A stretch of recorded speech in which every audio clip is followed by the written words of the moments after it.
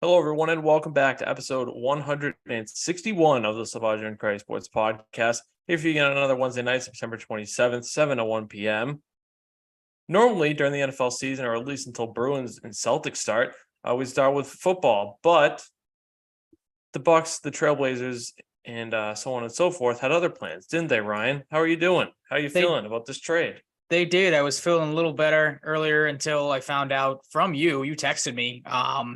I think the only thing you said was something along the lines of like, well, the finals just got more difficult. And I thought you were talking about like, because I think the text previously to that was something about college hockey. So I'm like, what finals is he? Later. Yeah, I'm like, what finals is he talking about? And then as soon as I open up Twitter, it's just a barrage of breaking. Damian Lillard finally traded. Shams is tweeting out that he gets traded to the Raptors, which everyone's now pissed at. And rightfully so, because if I was a Raptors fan, I'd be heartbroken.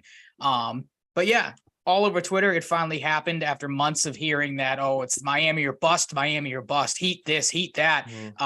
Damian Lillard goes to the Bucks, which sucks, not to rhyme and sound like a poet or anything like that. But that stinks because him and Giannis are a deadly 1-2 combination that I don't want to say quite worried about, because we'll get into it in a little bit with, kind of just our overall thoughts. It does make Milwaukee more scary, but then when you dive a little deeper into the trade, kind of look at how their roster's constructed, they're not as deep as they used to be. They're not as good as a perimeter defending team anymore. Now that Drew Holiday is out the door, Grayson Allen, say what you will about him, but he kind of was a solid defensive piece there. So it has its pluses, it has its minuses. But as of right now, the lay of the land, Milwaukee, probably the best team in the Eastern Conference. The Celtics might have their work cut out for them this season, more so than they probably would have to begin the year. Yeah, it's funny. You mentioning the college hockey news. It's weird. Big young players that are currently undrafted, top future draft picks.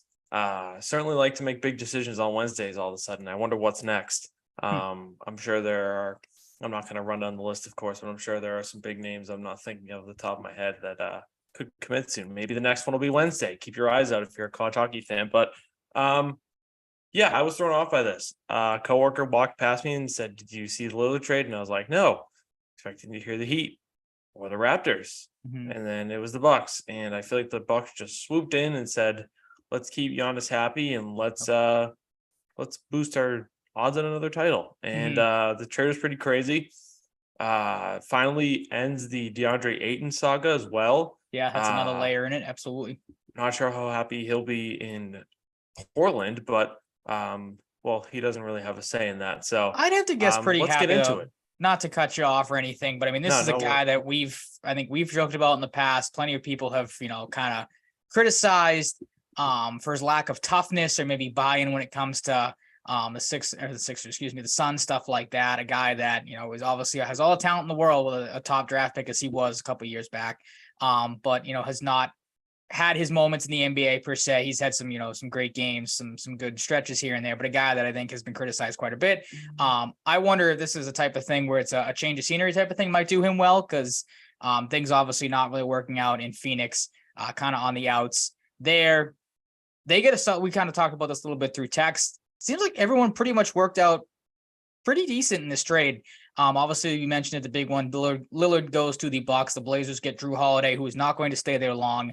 Woj is already reporting that the Blazers remain engaged elsewhere on deals and are expected to immediately engage contending teams on trade talks to move Drew Holiday. Sources tell ESPN. Portland is committed to its young group of talented guards. And then, of course, you have the 76ers. Shocker that Miami's in apparently on Holiday, but as you texted me, there's been some maybe conflicting reports that they have not touched base. So that's something to keep an eye on as well. The Blazers also get DeAndre Ayton, who we mentioned, Tomani Kamara, who I don't even know who that is, to be honest, a 2029 first-round draft pick of the Bucks that is unprotected, and I believe 2 unprotected pick swaps in 2028 and 2030. And then the Suns get Yusuf Nurkic, Nasir Little, Keon Johnson, and Grayson Allen. So a good depth move there for them. Obviously, with the top-heavy lineup they have, they get probably a tougher center in DeAndre Ayton. Nurkic is a guy that we saw in these playoffs alone was able to body Ayton pretty consistently. So maybe a good move there for the Suns. Like I said, Blazers, they get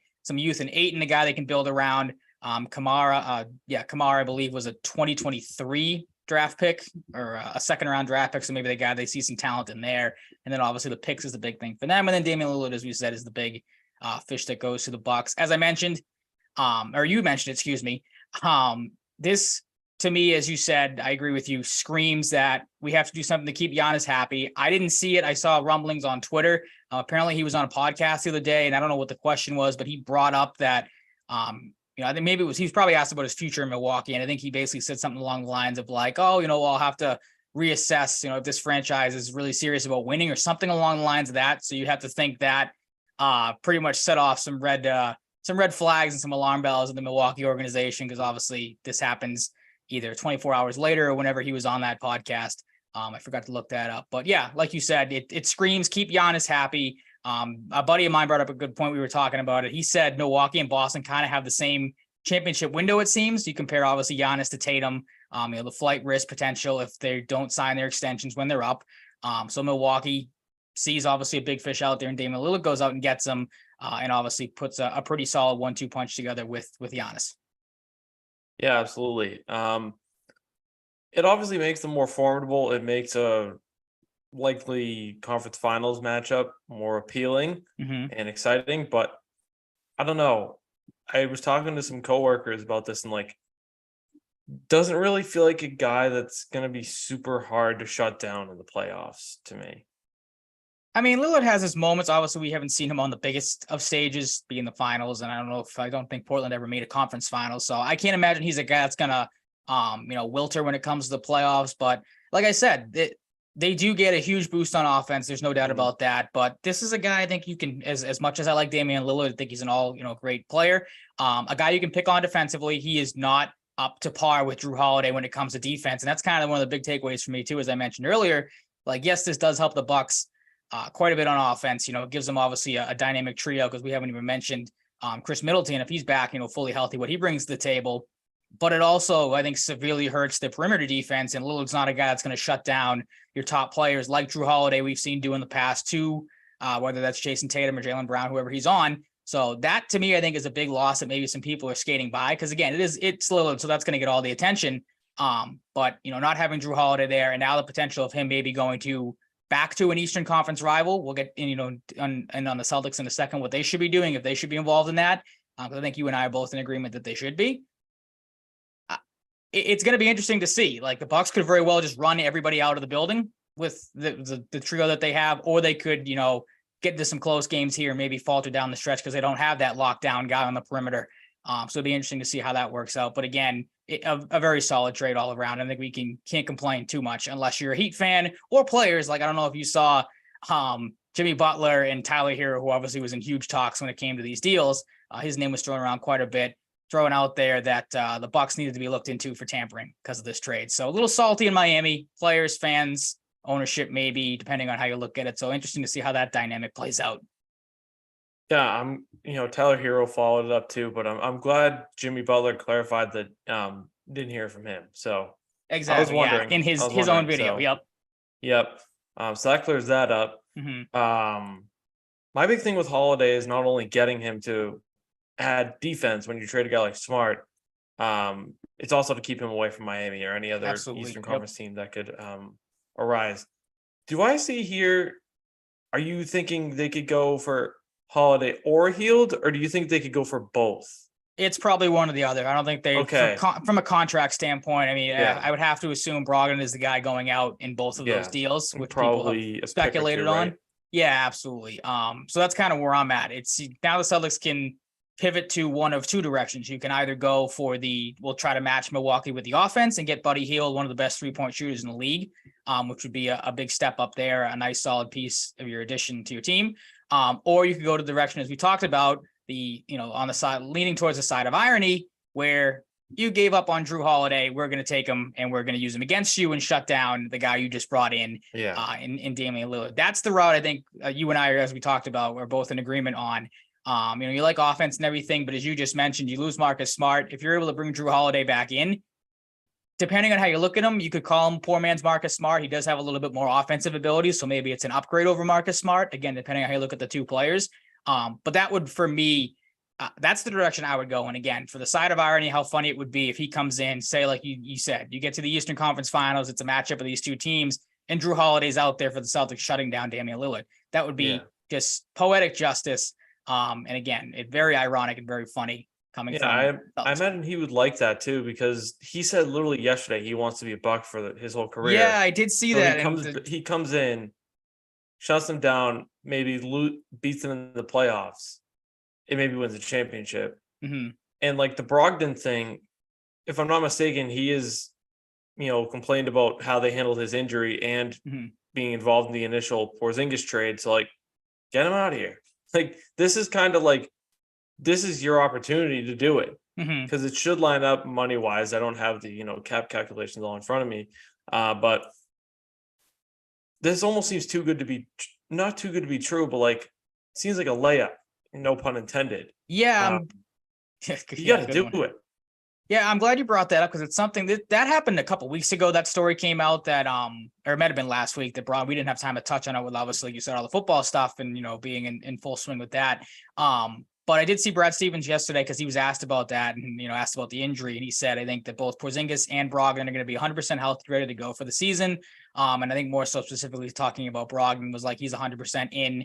I thought I saw a thing too that Brogdon himself said he's ready to go, but like I said, we didn't touch on that. I did find it interesting that I didn't look into it too much. I don't know if you did or not, but I didn't understand the gripe of Brogdon and what he meant by the Celtics handling of his injury, because it's not like they put him out there to play 20, 30 minutes a night with a banged up elbow. Like, his minutes decreased drastically as the playoffs went on, and the injury seemingly got worse as we watched unfold. He couldn't shoot by the end of it. So that was kind of where I was at. I'm with you. Like, if he's 100% healthy, obviously that's great. We've seen what he does when he's healthy, out there at 100%. But then you have to wonder if as you said, the Porzingis trade stuff, if that lingers throughout the season, if maybe things take a turn, does he become a headache in the locker room? I can't see that, because it just doesn't strike me as that type of player. As we heard from last year, he seems like a pro's pro within the locker room. But yeah, this is something that you have to do. Again, you bite the bullet on it. I think if you can swing a move here for Drew Holiday and get Brogdon out of here, I think they're close players, but I think in the end, you'd probably be getting an upgrade in Holiday. I know Brogdon just won the 6th man of the year. But again, as you said earlier too, if you can do it to also keep him away from going to Miami, because now obviously Miami has to pivot. They really haven't done anything except lose players in the offseason. Losing Strus, and I think who's the point guard that was killing the Celtics in that series? I can't remember. I saw a thing earlier. Went to the Lakers. Either way, people know who I'm talking about. So if they're obviously going to be looking to bring Holiday in to replace that loss, those couple of losses, if you can do that, get him out of Miami, that would just make it even sweeter. Yeah, I agree. Thank you. All righty. It should be very interesting. It does, again, on paper right now, make the Bucks a team to beat, but there are some other concerns. Like I said, they might not be the best looking thing when maybe Milwaukee's defense starts to falter a little bit here, and then you could sneak out a couple wins here and there. But it should be very interesting to see what happens down the line. Yes, I agree. It makes the East more exciting. Absolutely. What we usually start with, studs and duds. Patriots are in the win column, 1 and 2, grinded out an ugly win against the Jets, close to what you predicted, 18-10. Yeah, we're doing pretty good with the score prediction so far.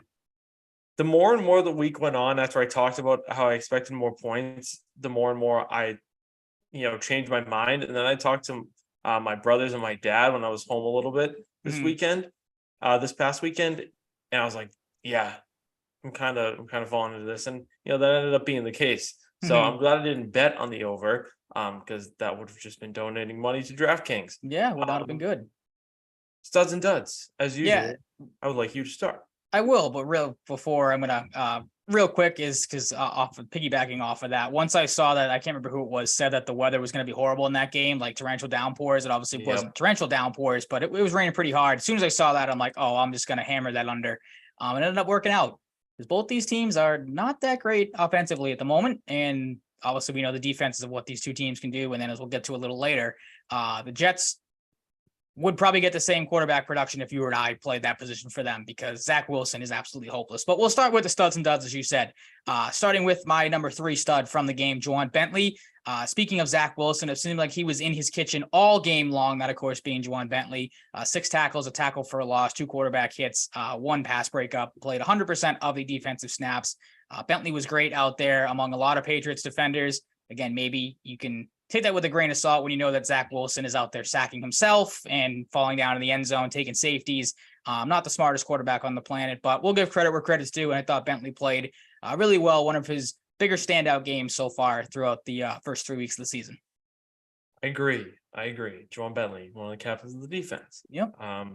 Showing why he holds that title. I'm glad you have this guy real quick as your number 3, because I wanted to give him some love, but I just couldn't find a spot to do so. So I'm glad we differ a little bit here when it comes to the number 3 stud.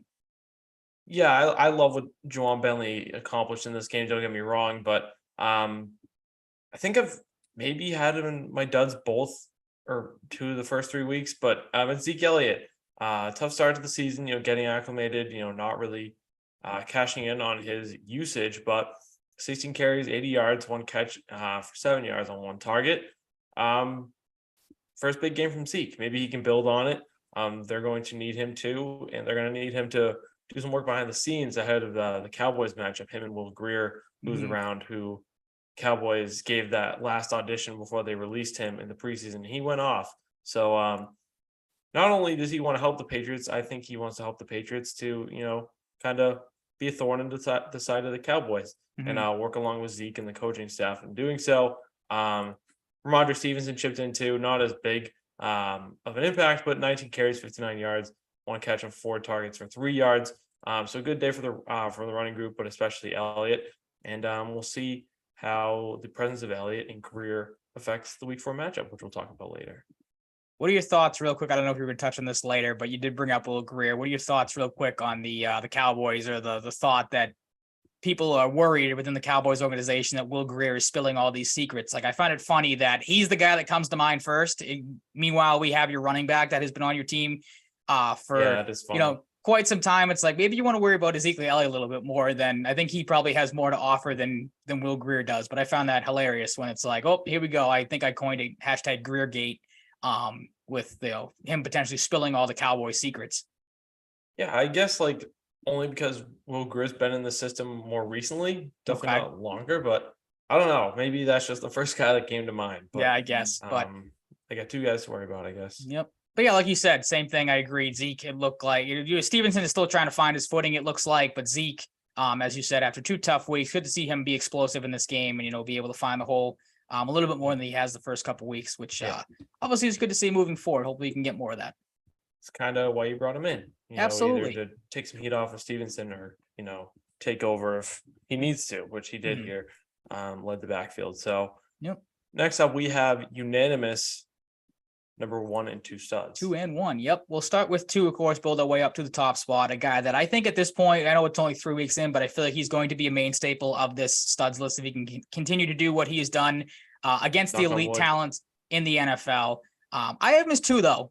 Christian Gonzalez obviously did not have the biggest play of the day. That maybe spoiled who, our number 1 is. But Christian Gonzalez was solid again. 3 tackles, 1 pass breakup, played 62 of the snaps, which was 98%.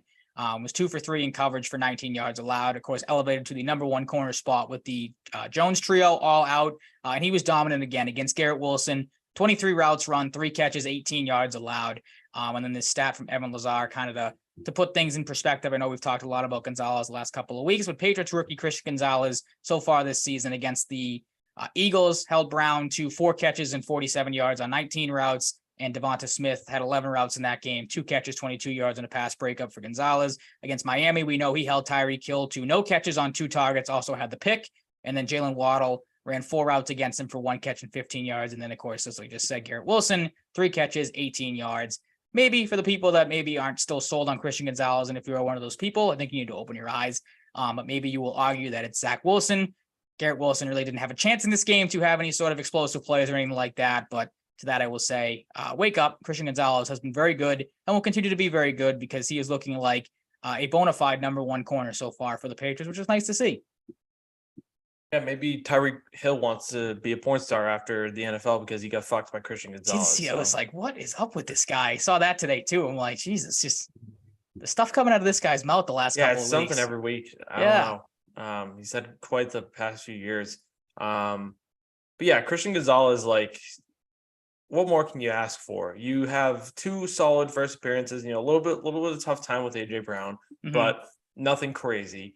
And then he has to step up into an elevated role and he plays phenomenal. Sure, there are probably people out there like, oh, maybe he did so well because Zach Wilson sucks. Who cares? You cover who you cover, who you're assigned to, and Garrett Wilson didn't do shit. And he was pissed on the sideline too. So he was pissed about it. Michael Carter was pissed. He was pissed.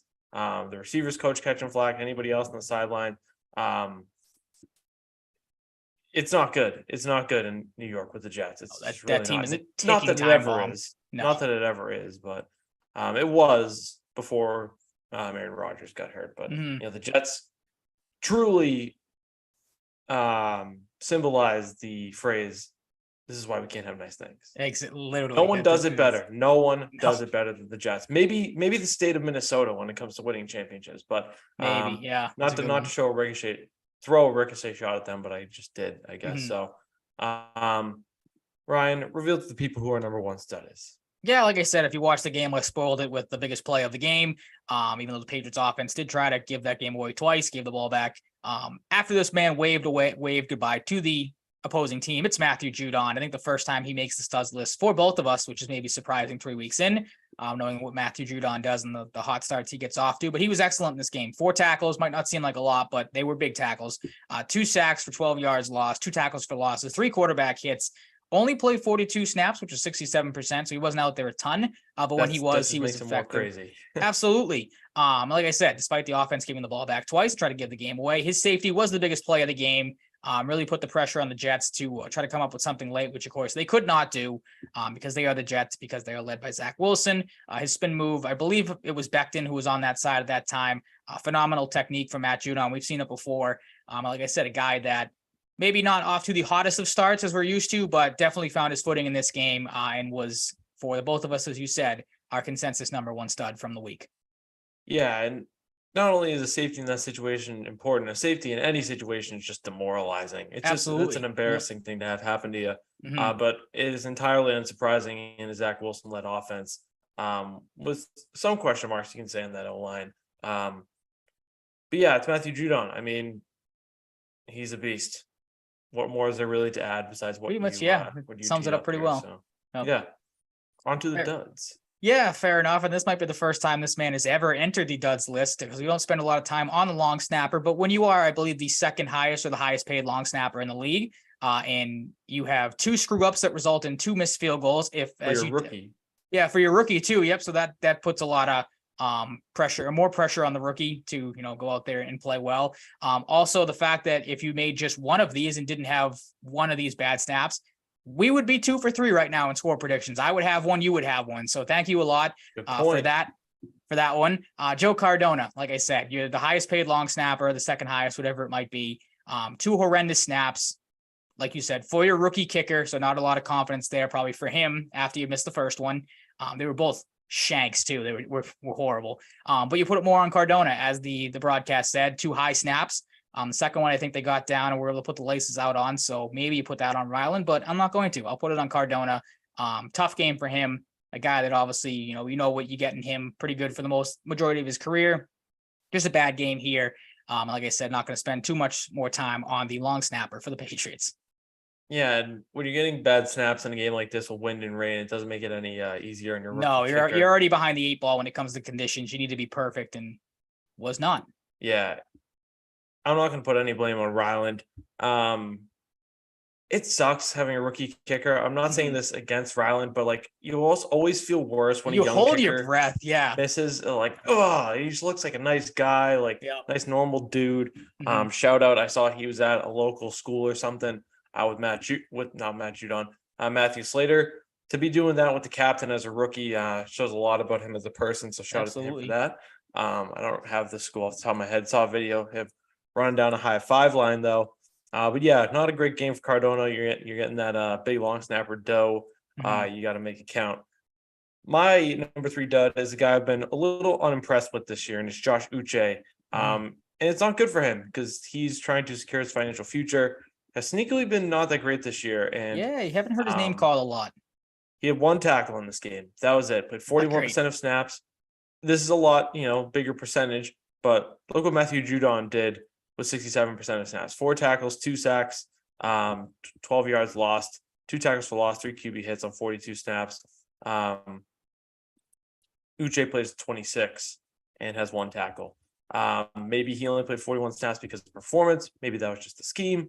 I don't know. But I don't know. I'm expecting more from Josh Uche, and I think a 3 spot on the duds list is more than fair this week. Absolutely. It's a guy, obviously, we saw kind of come into his own towards the end of last season. Was really that dynamic 1-2 punch, as we talked about, I think, numerous times with him and Judon. And the fact that he's gotten off to a slow start kind of stinks, because he's a guy, obviously, you would have to probably think they're going to rely pretty heavily on in that defense, especially now as injuries start to pile up a little bit.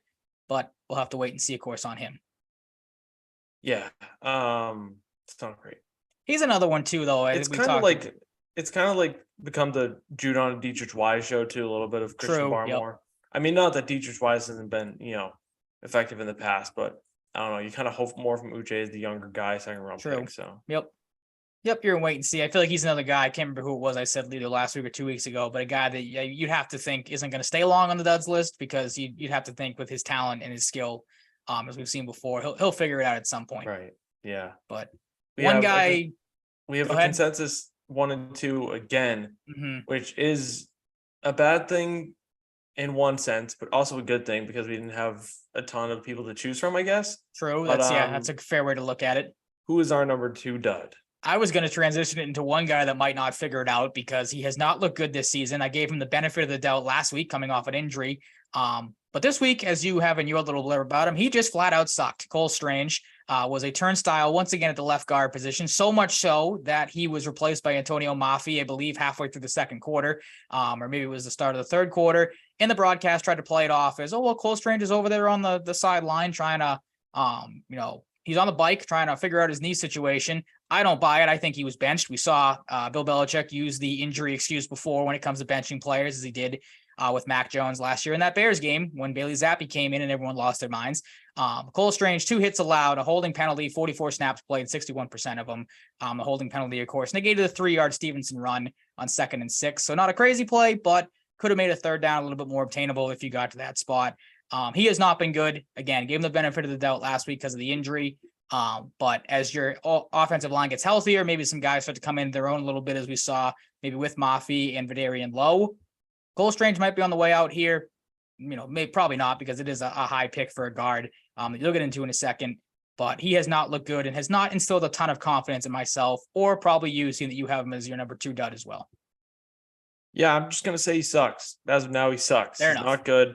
I'm going to give him a little bit of benefit of the doubt coming off an injury recently. But I'm going to say never draft a guard in the first round ever again. Especially out of a school no one's ever heard of. Yes, I'll take Christian Watson next time. I'm not one of those people like Ben Volen jumping the ship on Tyquan Thornton, who hasn't played a game in the 2023 season, talking about how they should have taken George Pickens. I'm going to let Tyquan Thornton's game speak for itself and reevaluate this at the end of the year. I think it's quite early to do such a thing, but yeah, I got to be honest. I would have liked someone else besides Cole Strange because he sucks. Yeah, he's not good. He had some tough times last year, had some great times, but overall, I'm saying he sucks right now. I hope he changes that because he was a first round pick, but right now I say he sucks. He did in this game. We'll get to the offensive line as a whole in a little bit.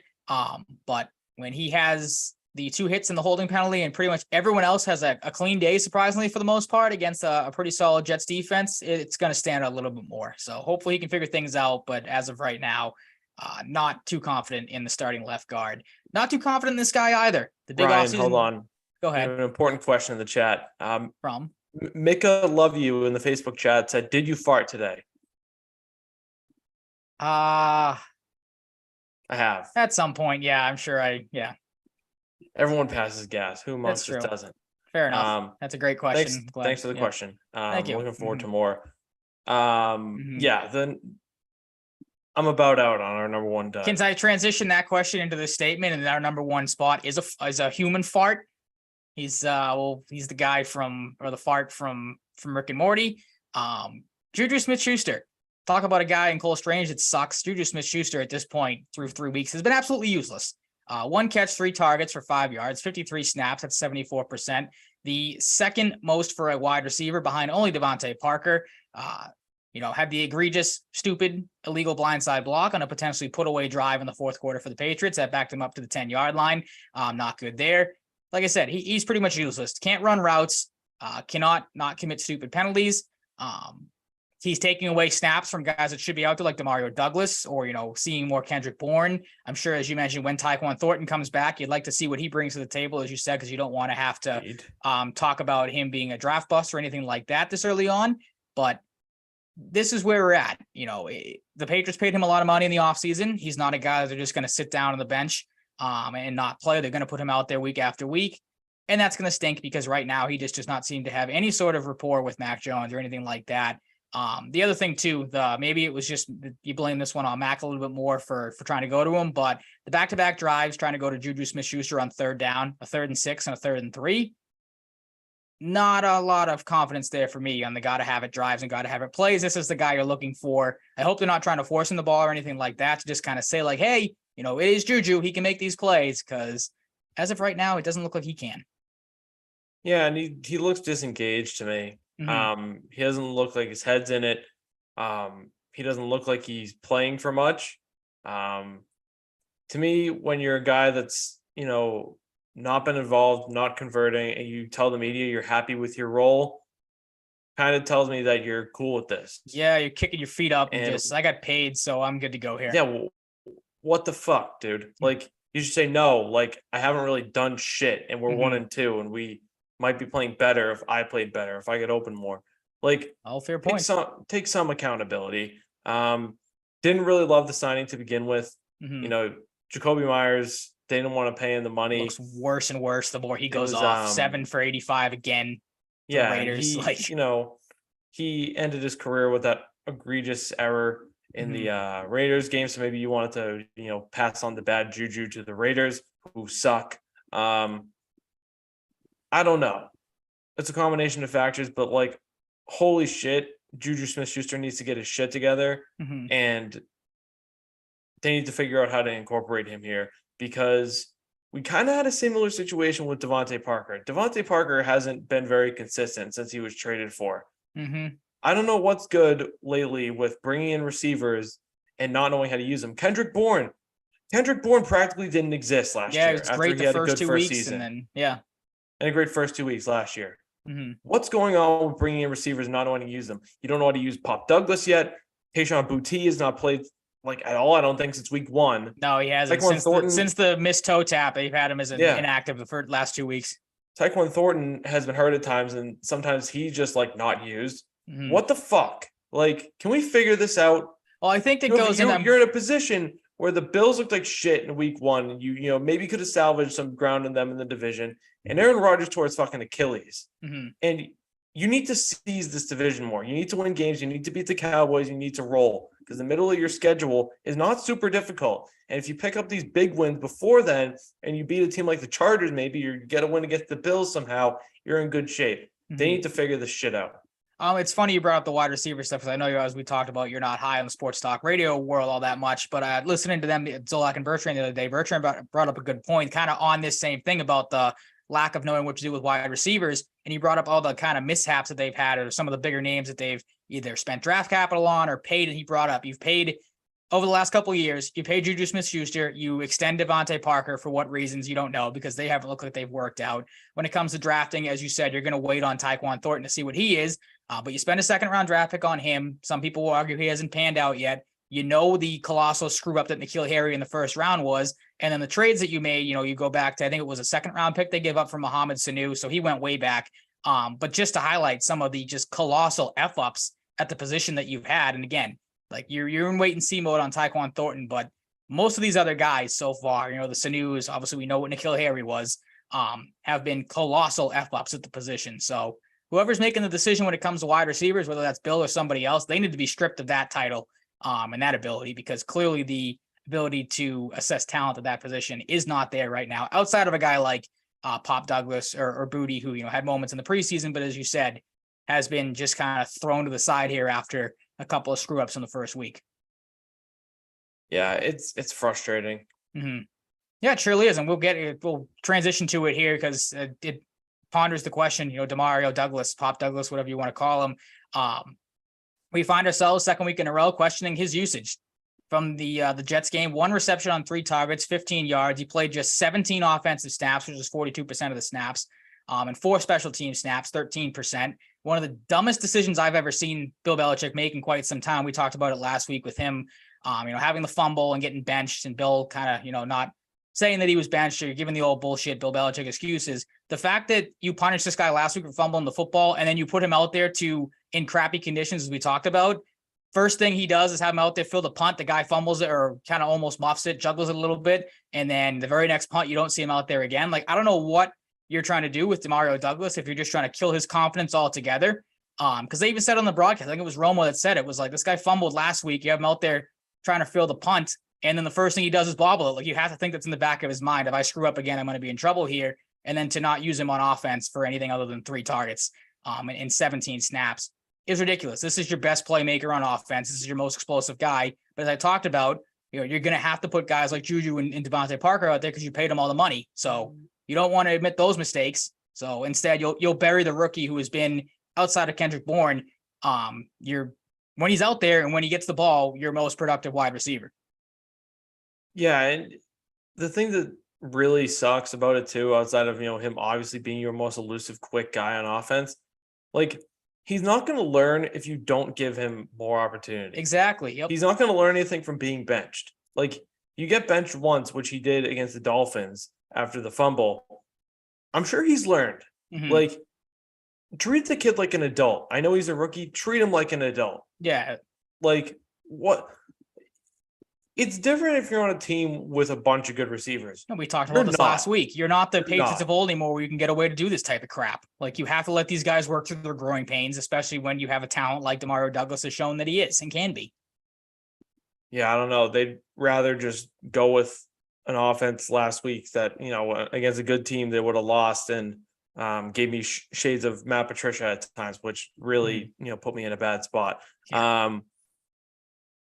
They really got to figure this shit out, because my prediction is anybody who's listening to the past of them beating the Cowboys is going to look really fucking dumb if they don't figure out the offense. Mm-hmm. Which worries me. I'm not going to lie, but I'm standing my fucking ground. I've said this since April when the schedule got released. I'm standing my ground. I'd be a coward to back out now. Fair enough.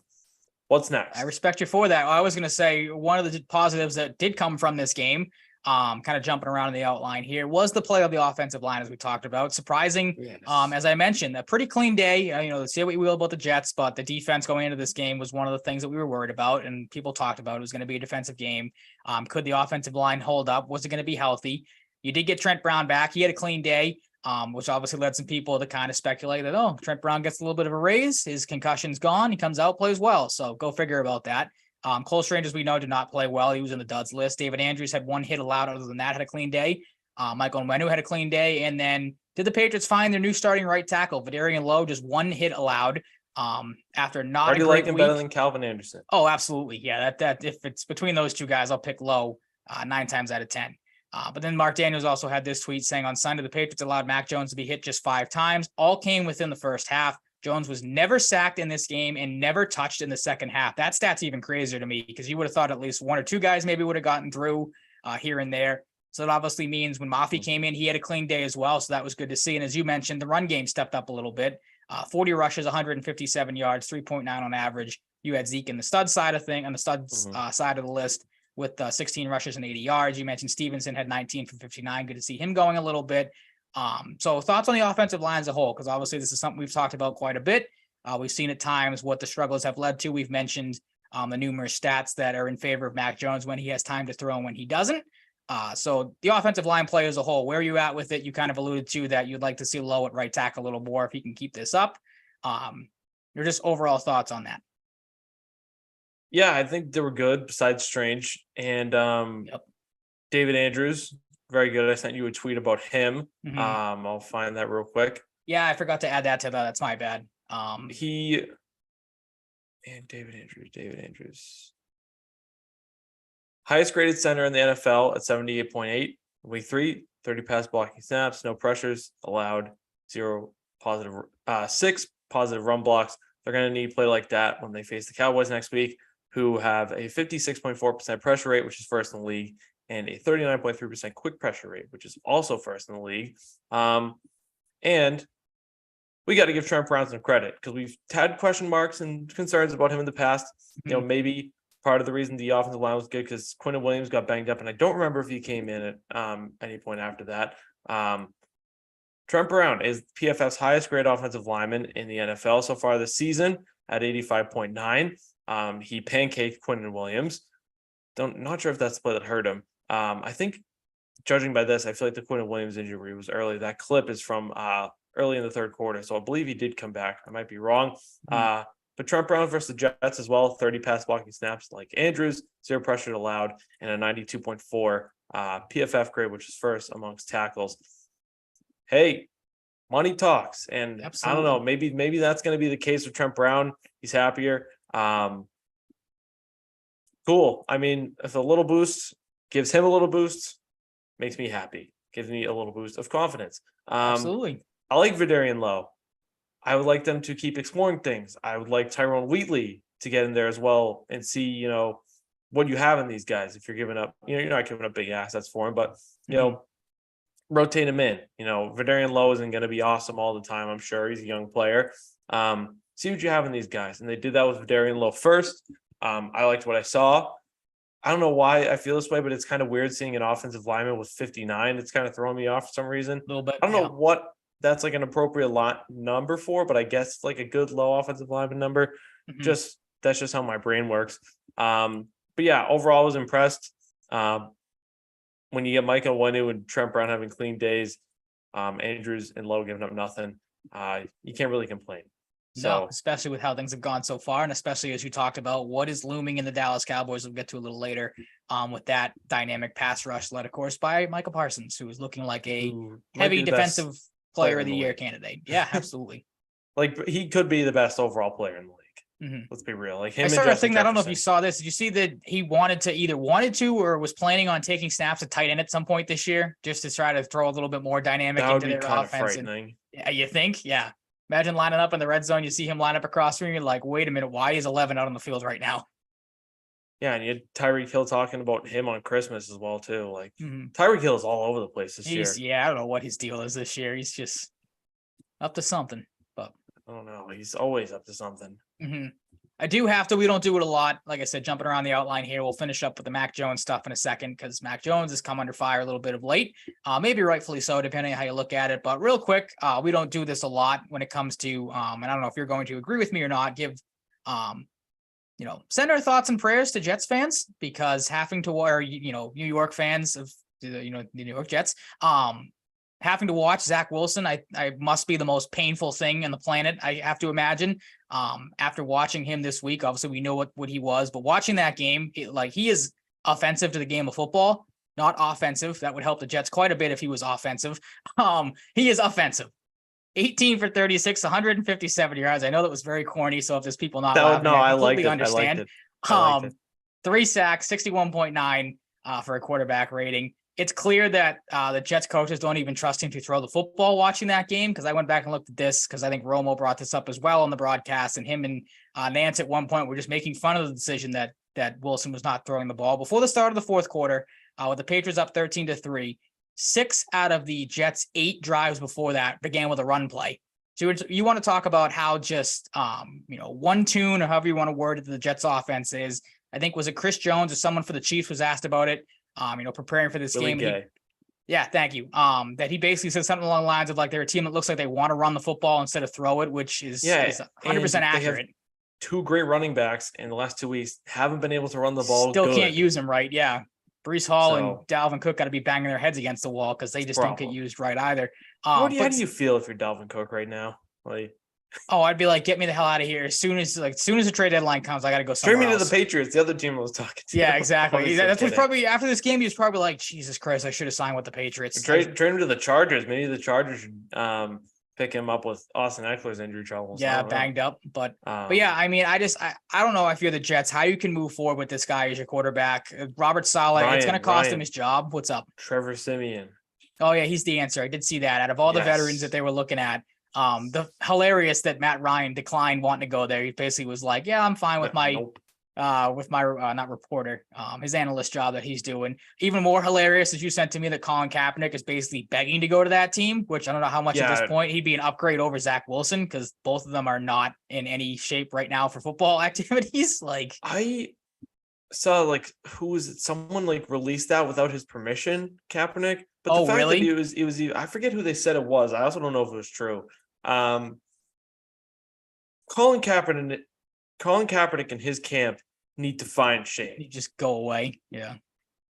Like, it's not on the same level, but like Isaiah Thomas does the same thing in the NBA. Anytime there's an injury, he's like, call me. He did it today. Did you see after Damian Lillard signed with or traded there? Isaiah Thomas and Colin Kaepernick, they're by no means in the same camp, but I'm putting them in here for discussion's sake, need to fuck off, dude. Yeah. I'm so done with both of these the Isaiah dudes. Thomas thing has become kind of sad. It's like, the Isaiah Thomas thing became sad 3 years ago. True. It's like, I wanted to root for you. I wanted you back at one point, but now it's like, all right, man, you got your chances. Like every time. Yeah. But like, I don't know. Like, but that just the whole thing. I don't know. Like, again, I just want to send my apologies to Jets fans having to watch that, because just watching him play quarterback again, where the point that the national broadcast crew is basically making fun of you, talking about like, you don't throw the football. Or I think Romo at the end of the third quarter was like, wow, they threw it didn't go anywhere. It was the play right at the end of the quarter where Dalvin Cook got stopped at the line of scrimmage, but it was a sideways pass.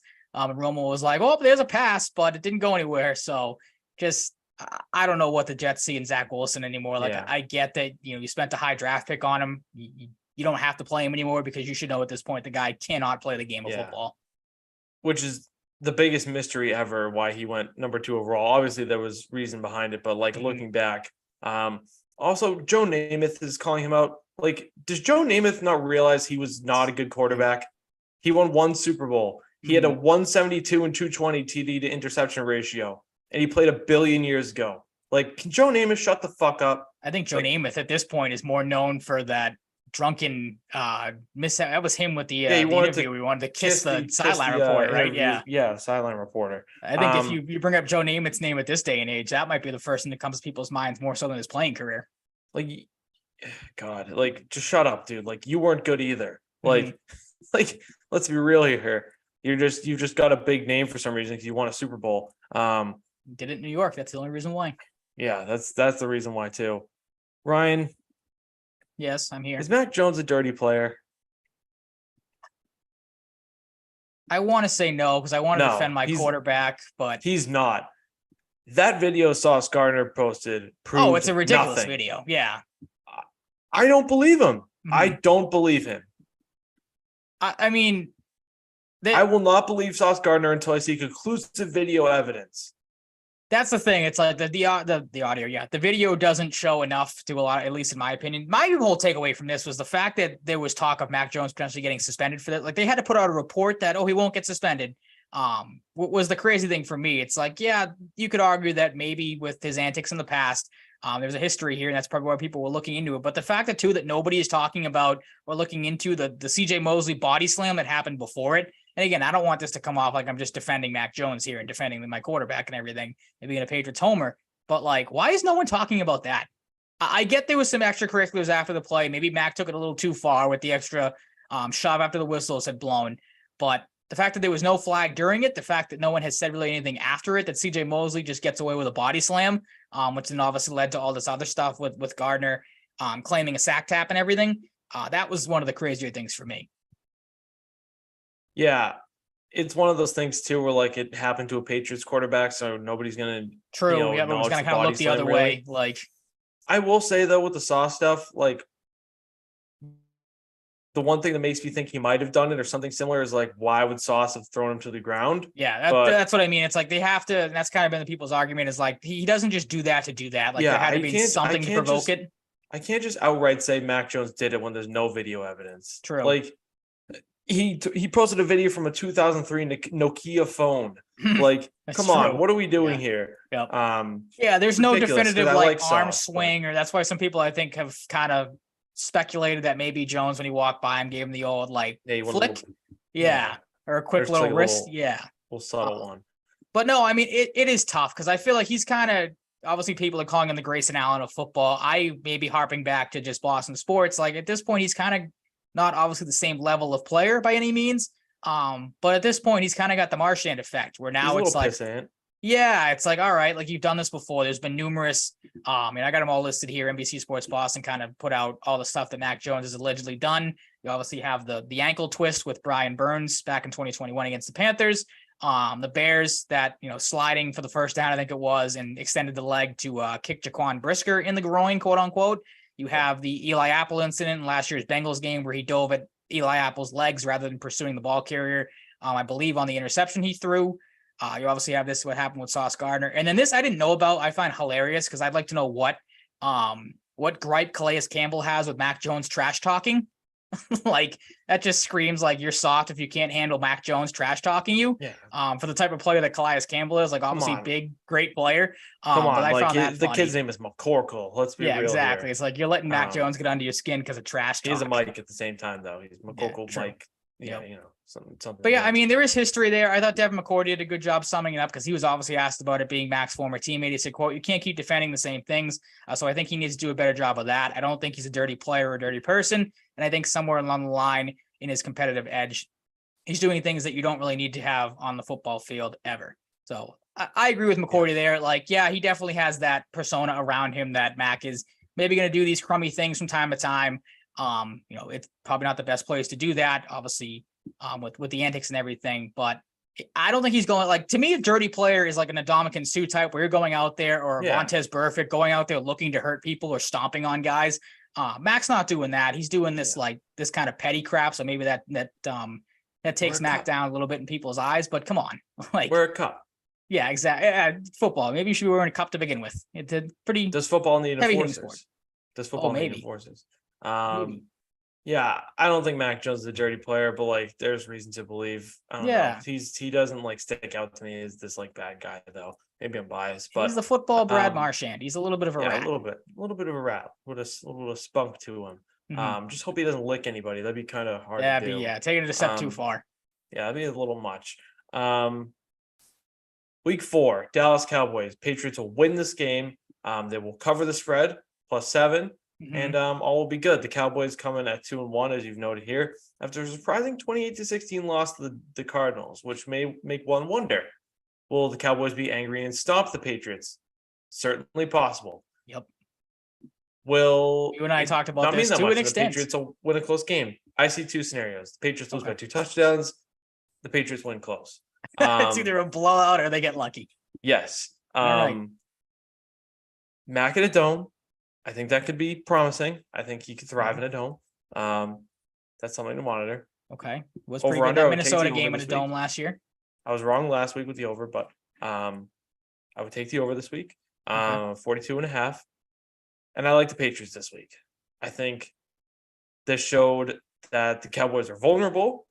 And if the Patriots can neutralize what's his face, Micah Parsons to some extent, I think they'll be fine. No Trayvon Diggs. And if the offense doesn't explode, which Christian Gonzalez, I imagine, will have to have a part in, limiting. Shutting down Lamb. I think there is a scenario where the Patriots win this game, and I'm not faltering on it. And I think they will. I will give you credit there really quick. I don't mean to cut you off, but you have been, for the people that maybe are like, oh, there's no way he's really in on this. Since day one, you have been in on the Patriots knocking off the Cowboys in this game. You have texted me numerous times that you think the Patriots can't remember how you worded it, either surprise performances or, above their maybe level type of performances, whatever the word was that you used. So you have been on this since day one. So there is no flip-flopping here. We don't do that on this show. You have been consistent with this take for quite some time now. Yes, they have a surprise win in them. I believe in them. But yeah, there's no doubt they have big guys to stop. Dak Prescott's been solid. Tony Pollard's been solid. CeeDee Lamb pretty solid. Hasn't gone in the end zone yet, but Michael Gallup's been healthy. Jake Ferguson, kind of an unknown. And Brandon Cooks hasn't really caught the ball that much. But the biggest thing to me is no Trayvon Diggs. That is so massive. Because I don't think he would have a hard time covering whoever he has to cover at this point. So that's where you and I differ on that. because go ahead. I think the Patriots are going to focus on running the ball unless they like really need points. They really need to move the ball. And I think the tight ends are going to be involved the most they have all season. So. Yep. I would hope so. Because Mike Gesicki, when given the ball, has done good things with it. And I think he had one catch this week. So let's fix that. Yeah, that was a surprise. We didn't really touch on that because I didn't really think we had to by any means. But that was the surprising thing for me. And maybe that was just is the weather conditions or the scheme, as you mentioned earlier. But like the fact that you're going up against a team that's led by Sauce Gardner and you really didn't use the tight ends a whole lot. Like you would have thought that the tight ends would have factored more, both Henry and Gesicki. But like you said, Gesicki might have only had like 1 or 2 catches the whole game. I'm with you. I think the tight ends could prove pretty well in this game. But like I said, I differ on you. I know you mentioned it that not having Diggs, it might not be the craziest thing if he was playing, having to cover these receivers.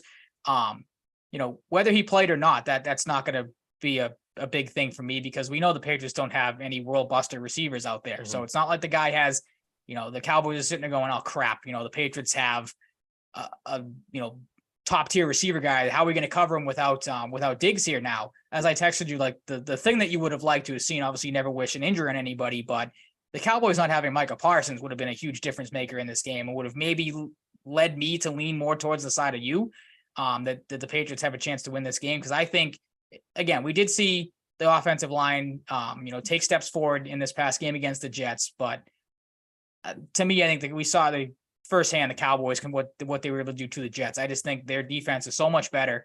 They have so many more elite players on it. Like this is going to be a tough task for the Patriots.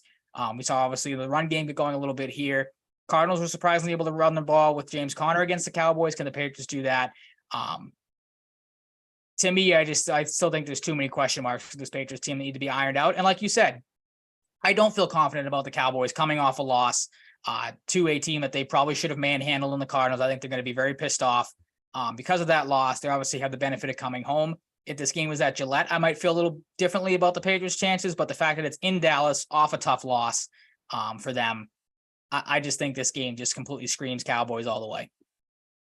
Yeah, I don't know. Like, I don't know if this is a chip in the armor for the Cowboys, but maybe, yep. Dak Prescott at the same time is not this surefire week in, week out dominant quarterback. True. I think you can get to him. And if you're throwing the ball to majority anyone besides Stephon Gilmore, I think you're going to do good. Fair. Yep. And like you said in the Minnesota game, Mac in a dome, can he recreate that? I think he can. And like target guys not named Stephon Gilmore, target Igbenogany and the rest of the crew there. Malik Hooker. Malik Hooker's okay, but like I think you can win some battles against Malik Hooker. Igbenogany's still kind of new to the system too. They made that late offseason trade, Kelvin Joseph for Igbenogany. Try to say that 5 times fast. I will not. Look, this is a beatable team. This is a beatable team. I think, I'm not saying you are, but I think, from public perception, the betting sites of the world and people out there are giving the Cowboys too much credit because on paper, it looks like the easy win. But this team, I've been saying for so long, this Patriots team has a shocker in them, and I think the Cowboys are going to be the first one.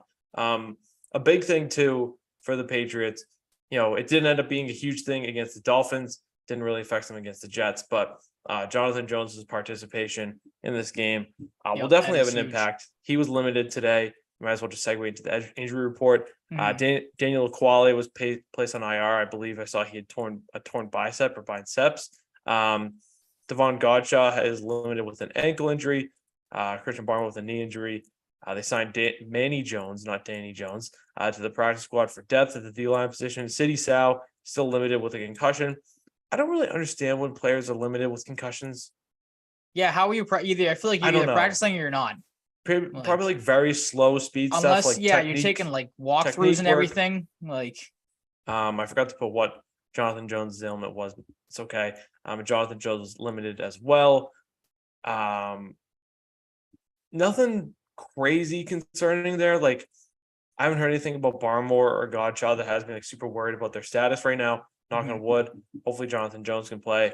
I'm not expecting Sidney Sow to, but look, man, I'm feeling good. I just can't shake it. Well, yeah, I mean, I think it's a good point you brought up the injury report too, because I think you look at it as you said, like it is potentially concerning if you're obviously without Ukwale with the getting placed on IR. Godshaw, as we know, when he's out there, it's really like he's not because you don't see him a whole lot. Barmore, has had his moments this season. He's limited, so you got to think he's going to get out there and play. But if your middle interior guys can't go, but like just say obviously you get Jonathan Jones back, you obviously have Christian Gonzalez. It's gonna be tough to, as we said, take down CeeDee Lamb. He's a good player. But you have both those corners out there. It's gonna be easier to contain guys like Lamb and Gallup and make the Cowboys beat you with the likes of Ferguson or Brandon Cooks, who, as you said, has not gotten off to a good start. But then again, if you're the Cowboys, you're sitting there going, okay, well, the Patriots have their two corners back, the top two guys, but the middle of their interior defensive line is in shambles. We're just going to run the ball 100 times with Pollard and Dowd. So, and we've seen the Patriots struggle against running backs so far this season. With Gainwell getting off to a good start week 1, Mostert, torching them in week 2. The Cowboys with Tony Pollard could very well just feed him all game. That would be great for my fantasy teams. So that would be good to watch. Yeah. But this is another game too where clock management is going to be huge. Absolutely. I was going to say, that was the last point I was going to make. The Cowboys could very well just bleed this game dry if they don't want to. But even the other way, the Patriots need to be very conscious on clock management. Yep. Against a good team.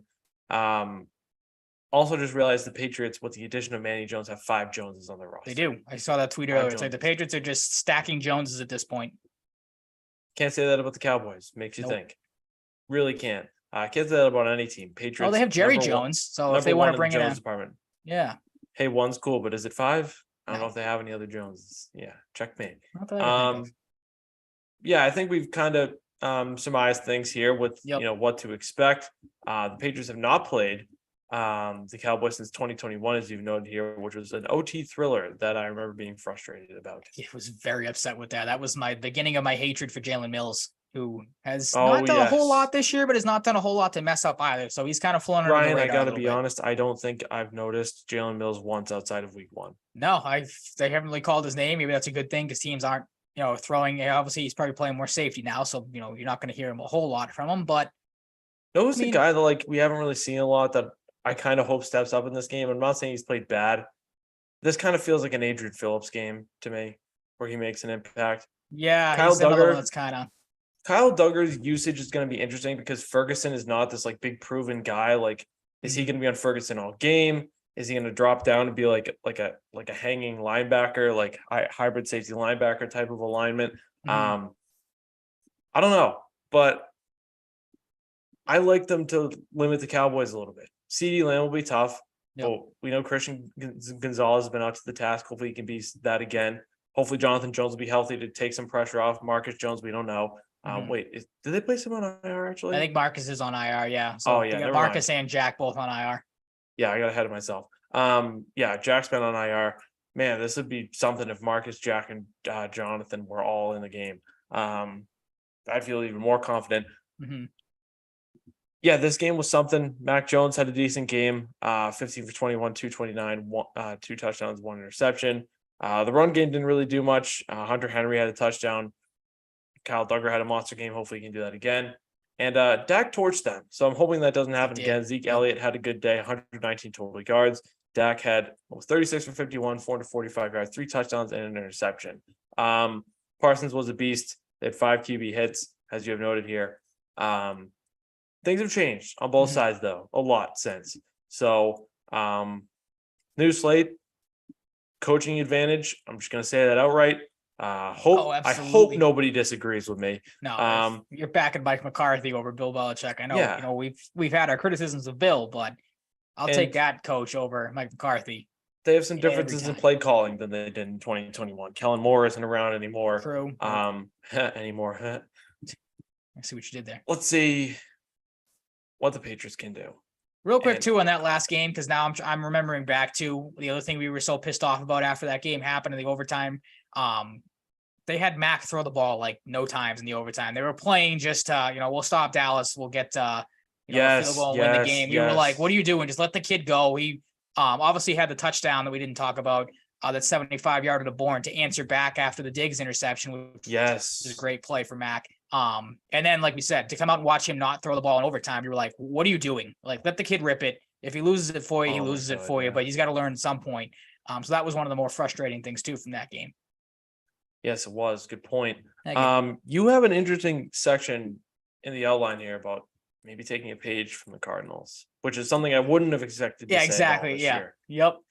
But yeah, I mean, I didn't catch a ton of that game. Just was really what was on Red Zone. And it looked like from just afar and reading, the box scores of everything, the Cardinals pretty much neutralized all of Dallas's big playmakers. Dak, who had really just been a passenger to the defense so far this season, with what they were able to do against the Giants and the Jets, actually had to come out and play. Wasn't bad, but wasn't great in this game. 25 for 40, 249 yards, as you mentioned, had an interception where I think he threw into either double or triple coverage, I remember correctly. A quarterback rating of 78. Tony Pollard had a good day on the ground, 23 rushes and 122 yards, but couldn't find the end zone. CeeDee Lamb was limited to just 4 catches on 7 targets for 53 yards. Gallup went 6 for 7 for 92. Ferguson 5 for 7 for 48, and Cooks 2 for 7 for 17. So nothing too crazy there outside of Gallup's numbers. Again, like if you're the Patriots and you end up losing this game because Michael Gallup beat you, like I think you'll take that. If you limit CeeDee Lamb, you make a guy like Gallup beat you, you're not going to have too much of a problem with that. Because as we know, the Patriots like to take away the biggest weapon on the team. DeMarcus Lawrence and Michael Parsons both had sacks, but nothing too crazy outside of that. And then, a couple of tackles here and there for guys like Curse, Hooker, Vander Esch, Gilmore had 1 pass breakup. So nothing too crazy there. The Cardinals, they won the turnover battle 1-0. Committed fewer penalties than the Cowboys did. That's a big thing too, as we know with the Cowboys. They love committing penalties. Had 13 for 107 yards in that game against the Cardinals. And then the Cardinals were also better on third down. They were 5 for 10, while Dallas was 9 for 16. And then, like we talked about, as I think you already alluded to this stat, it goes without saying, neutralizing Dallas's pass rush will be the key in this one. And the Cardinals pretty much did that. It seemed like nothing too crazy in that front. As I said, James Conner was able to run the ball pretty effective against them, which was one of the bigger surprises. So if the Patriots can get, build off of this game against the Jets, I think you'll be in pretty decent shape. Yeah.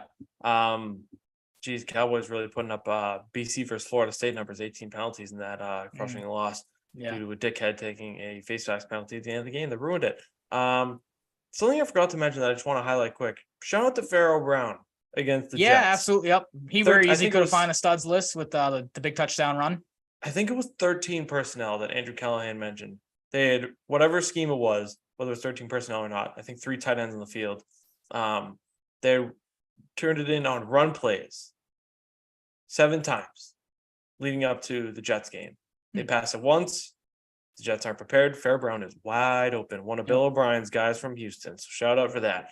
Maybe in another 3 weeks, you can catch someone off guard doing it again. Yep. Or maybe you do it today and Pharaoh Brown pops off another 58-yard touchdown. So shout out to him. Shall we get to predictions? Yeah, we differ on this one. If you couldn't tell, I will start with mine. I think for the Patriots, their odds are stacked against them. If the Cowboys had throttled the Cardinals like they should have, I would have maybe thought a little better and been like, oh, the Cowboys coming in riding high 3-0. Looking at the Patriots on the schedule at 1-2, going, we throttled the Cardinals. We'll beat this team too because they're not the Patriots anymore. But that's not the case. The Cowboys coming back home after a tough loss. I think they're going to bounce back. I think they're going to be pissed off. Again, I hope the Patriots will be able to protect Mac Jones, but I think Parsons is going to have his way with this offensive line. I got the Cowboys winning 27-18. I'm not going to pick a blowout like I originally had when I was texting you after the Jets game. Obviously confidence was not riding high when you were maybe mere inches away from going 0-3. If Randall Cobb can haul that Hail Mary in, that was scary to watch. But I just think can't haul anything in. True. At this point, like I'm surprised he's even still out there because he looks like an old man trying to play football. I think going into that game too, they said he had like either 1 or 0 catches. So not great. 1 target, I think, 0 catches. That's what it was. Obviously a guy that was looking to benefit from Aaron Rodgers being there. But yeah, back on the Cowboys, I just think better team, in a better spot here. They're not, a better spot coming off a loss. But I think they're going to be hungry. They're going to want to, bounce back. And I think they're going to do that against the Patriots, unfortunately. Yeah, I think of something that will hurt the Patriots if it's executed, which it very well could be, is I think they could target Verdarian Lowe. And Verdarian Lowe could have a tough time. Do what you can to help him, for the love of God. And Cole Strange worries me, too. I was going to say, I just put Parsons on Cole Strange and have him blow by him every time. Yeah, I don't know. They got to scheme something up because it's not going to be easy. Micah Parsons, him and TJ Watt are the cream of the crop on defense right now. But I'm going 24-20 Patriots. A typical football score, back and forth. Patriots edge it out. I'm going 24-20. I can't back down now. If I'm wrong, I'm wrong. That's how it is. I'll be honorable and take it on the chest. If you're right, you look like a genius. If I'm right, I'll look like a genius. Like, you stand for nothing, you fall for anything. Patriots 24, Cowboys 20. All right, we shall see. We'll get to them in a little bit. But for the people that have kept track, more differing picks this week, which is good. We don't want to have the same record predictions and everything like that. Right. You are 29-19 through the year. I am 26-22. Yep. And for those, again, keeping score at home, I did, because I don't know why I didn't do it beforehand, did add the Patriots predictions for the first 3 weeks to put the full slate of games on there. So that's those predictions have been factored into the records as well. Yes. Yep. Pretty nice. Week 3 NFL recap, and then we'll get to our week 4 predictions before we get to some hockey at the end of the show. 49ers 30, Giants 12. 49ers are good. Giants are good, but like, no, they're not. Unpredictable. I think, like, I don't know. I'm still trying to figure out the Giants. I think this is either a team where things get worse than they are, or they get marginally better. I think this is right around where people should have expected for this game. Maybe a little more from the Giants, but I mean, we talked about it every week this year. Brock Purdy just needs to not fuck up, and they will win 15 games this year. That's just how good they are. But yeah, they got in Daniel Jones's grill. For a team like the Giants, when you don't have many like great high flashy receivers, this hurts as well. We need to put points on the board, and Saquon is hurt. Was just a recipe for disaster. Yep. Brock Purdy was good. Yeah, other than that, like I was texting you, the fact that Daniel Jones cannot seem to find Darren Waller, 6'6" Darren Waller out there. Again, maybe I'm just salty because that hurts my fantasy my overall there. But the misses he had to him, it's like it's frustrating too, because that's all you heard about in preseason was like how good those two guys look together. To the point where the Giants were telling Daniel Jones in practice, like, stop throwing to this guy. We're taking him off the field. You have to find somebody else. And the fact that they have not been able to really figure it out outside of week 2, a little surprising, but you know, I can keep making the same joke I do every single time we talk about the Giants. It's literally Saquon Barkley's offense. If he goes, they go. And if he's not out there, like the stats show 121 net passing yards, 29 rushing yards, and just under 21 minutes of time of possession. Like you said, when we were talking about it, you do have to give consideration that you are playing arguably the best all-around team in football in the 49ers. So maybe the Giants bounce back in week 4, but as of right now, I don't know how people can feel confident in them moving forward, because they have not looked like a good football team through the first 3 weeks. They very well could be 0-3 if it was not for the Cardinals' collapse, as we talked about last week. Yep. It's a team you could say needs some running back depth as well. Absolutely. Colts 22, Ravens 19. This game is under protest for me. Zay Flowers erasure.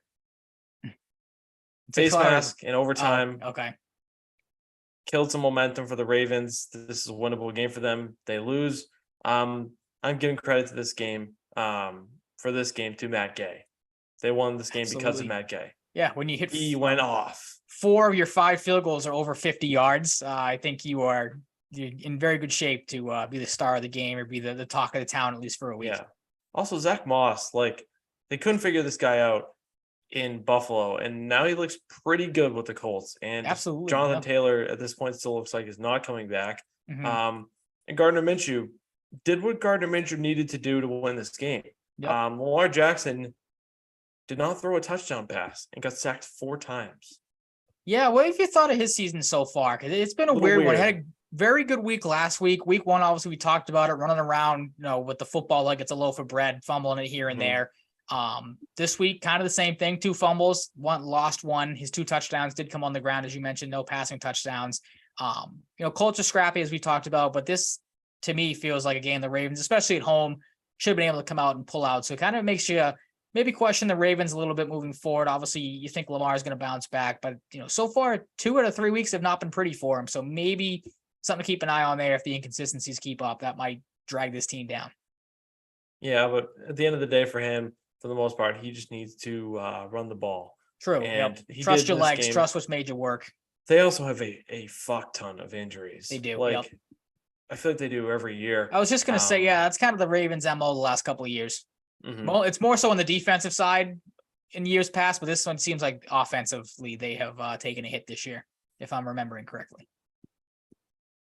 Yeah, it's not good. No one else is not good, Ryan. The Tennessee Titans. Titans, yeah. Flash in the pan against the Chargers. Can't believe I picked the Titans to win this game.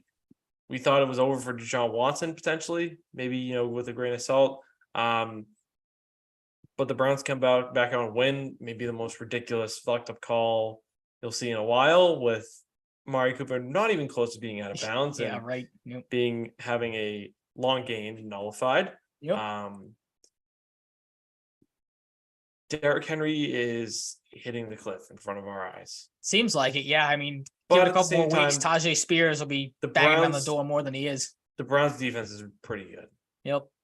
Pretty good. They might be like pretty low on or if not the least points allowed so far this season. I might be wrong, but I feel like they've got to be towards the bottom this year. The defense has been good. Myles Garrett, as you have in parentheses, shockingly proves to be unstoppable. 3.5 sacks, 5 tackles, 3 tackles for loss, 5 QB hits and a forced fumble. You might want to block that guy. Might want to block that guy. Might want to pay attention to him. Jerome Ford's first game as the starter. Didn't do a lot, but he got in the end zone twice. That's all that matters. Yep. And luckily for them, the Titans just suck. So, Elijah Moore, best game as a Brown. Somehow managed to only have 49 yards on 9 catches at 9 targets, though. The Browns cruised to a victory. It's crazy. Go ahead. I was going to say who else cruised, but I'll let you get to what you were going to say first. I was just going to say it's crazy because I'm sure you saw the video. It was all over Twitter when it happened. The fact that you said Deshaun Watson played well, he did, but the fact that there's a point in this game where he spins around and throws a ball almost to midfield, and the Browns really don't have any problems with it, of course, but are still able to blow a team out when you have that sort of gaffe happen in the game. Like, just I think goes to show too how just bad the Titans are. Like you said, we were bamboozled with led astray with their win over the Chargers. Maybe that says a little bit more about the Chargers a week ago, but the Titans, man, they suck. And it sucks to see Derrick Henry, father time. Obviously not that old, but starting to catch up with him a little bit. He's definitely 30. Yeah, that's right around that age. The running backs start to fall off a little bit, and it stinks because he is so fun to watch when he is on his game, but this year he has just not been able to figure it out so far. Again, like you said, Browns have been a tough defense. They always seem to play their run pretty well. So maybe that was a little bit of it, but might be some concern for Tennessee. If Derrick Henry doesn't go, that offense, very similar to the Giants, like he is their whole team on offense. Mm-hmm. Yeah, that's a problem. Lions 20, Falcons 6. A questioned draft class by some for the Lions looking pretty good. I don't know how good Jack Campbell's doing, but Jahmyr Gibbs, 17 carries, 80 yards. Sam Laporta, one of my favorite rookies in last year's draft, in terms of the fit with the Lions and being an Iowa tight end. 8 for 84, 1 touchdown. Brian Branch has been awesome. A guy I thought would have been a good fit for the Patriots, but not going to complain about Christian Gonzalez at all. Don't know how close they could have been to taking him in the second round, but that's not important. Detroit's good, and they are. That's fun because they sucked for so long, and we love Dan Campbell here. They had 7 sacks, 2 from Hutchinson, 1 from Campbell, 11 tackles for loss, 7 pass deflections, 8 quarterback hits, a forced fumble, and a recovery by Hutchinson. You've got a point here with them being like the Falcons. Is Bijan going to be their Saquon? If he stinks, they stink. And Tyler Algier, since week 1, hasn't done shit. Yeah, there again. I mean, it goes with Desmond Ridder too. Like, probably not the greatest passer in the world. And again, the Falcons just hate using Kyle Pitts, it seems like. And Drake London has his one good week every 5, it seems like. So they're a team that's going to have to rely heavily on the run game. And when you stop, as you said, Bijan and Algier, where is the offense going to come from on this team? Because Desmond Ritter's not going to make plays with his arm. At least doesn't appear like that so far. Typical get-right game. Yeah, I keep forgetting they have Heineke. So we talked about that, I think, in the preseason. At some point, you're probably going to see him just to see if, you get a spark a little bit, because I think he is that's his MO as a quarterback. He can't play a full season. You give him a couple of starts here and there, lights a fire under the team's asses or whatnot. But this to me too just screamed get right game for the Lions after a tough loss against the Seahawks 2 weeks ago. Obviously with how that game ended, They came out, they dominated at home, and got a big win against a pretty easy team. Yeah, investigate the Falcons. They've They are gone away with criminal this to good tomfoolery. football players. Yeah. Outside of getting to the Super Bowl and losing to the Patriots, they have been up to some tomfoolery for too long, and someone needs to investigate this. Packers 18, Saints 17. Derek Carr's hurt. Jameis Winston revenge game on tap, potentially. I got to be honest, I'm so much more into watching the Saints now with Jameis Winston. He's so funny. I am too. Yep. Derek Carr, like, just nothing excites me about Derek Carr. No. Avoids a serious injury. What do you think of the tackle? We talked about this a little bit because I was kind of surprised that you can jump on a guy's back, throw him down, and not get flagged for it. Rashawn Gary. I'm not going to take anything away from him because he dominated in this game. 3 sacks, 3 tackles for losses, and 4 quarterback hits. But that tackle was like, oh, geez, how is there not a single flag on that? Especially when we know the flags that have been thrown in favor of quarterbacks in the past. Yeah, that was weird. I kind of forgot about that for a little bit. Jordan Love, okay in this game, I'll say. Didn't really blow me away. Got a touchdown on the ground through the air. Yep. Romeo Doubs, 5 for 12, so not the greatest, but gets 73 yards and a touchdown. Chris Olave is so good. Rashid Shaheed is ridiculously fast. And Chris Olave loves not finding the end zone. Like, he loves putting together these massive, 8 catches on 12 target games and 100+ yards, but not being able to find the end zone. I think I saw a stat today. He's got the second highest either targets or catches without a touchdown or something like that. So he is a top 3 receiver to watch in the league for me, though. I've always loved him. Absolutely, yeah. He's the man. But this game stunk. Like, I was going to say, like there's not much to talk about with this game. Other than the Saints are going to be in games like this all year. The Packers might be too. But yeah, I think the biggest thing to take away from this game is to say what you will. Obviously we don't like the quarterback play of him, but Derek Carr thankfully avoiding that injury you talked about after a pretty tough looking hit. Texans 37, Jaguars 17. The Texans fun. The Texans are fun. They are, Ryan. And we saw the famed Tank Dell CJ Stroud connection we talked about around the draft. People talked about around the draft come to life here. And I'm saying early on, this isn't a lofty take. The Panthers should have taken CJ Stroud. I don't disagree with that. CJ Stroud has looked like a very solid making quarterback history so right far. now He's as a rookie. Building over 900 on yards.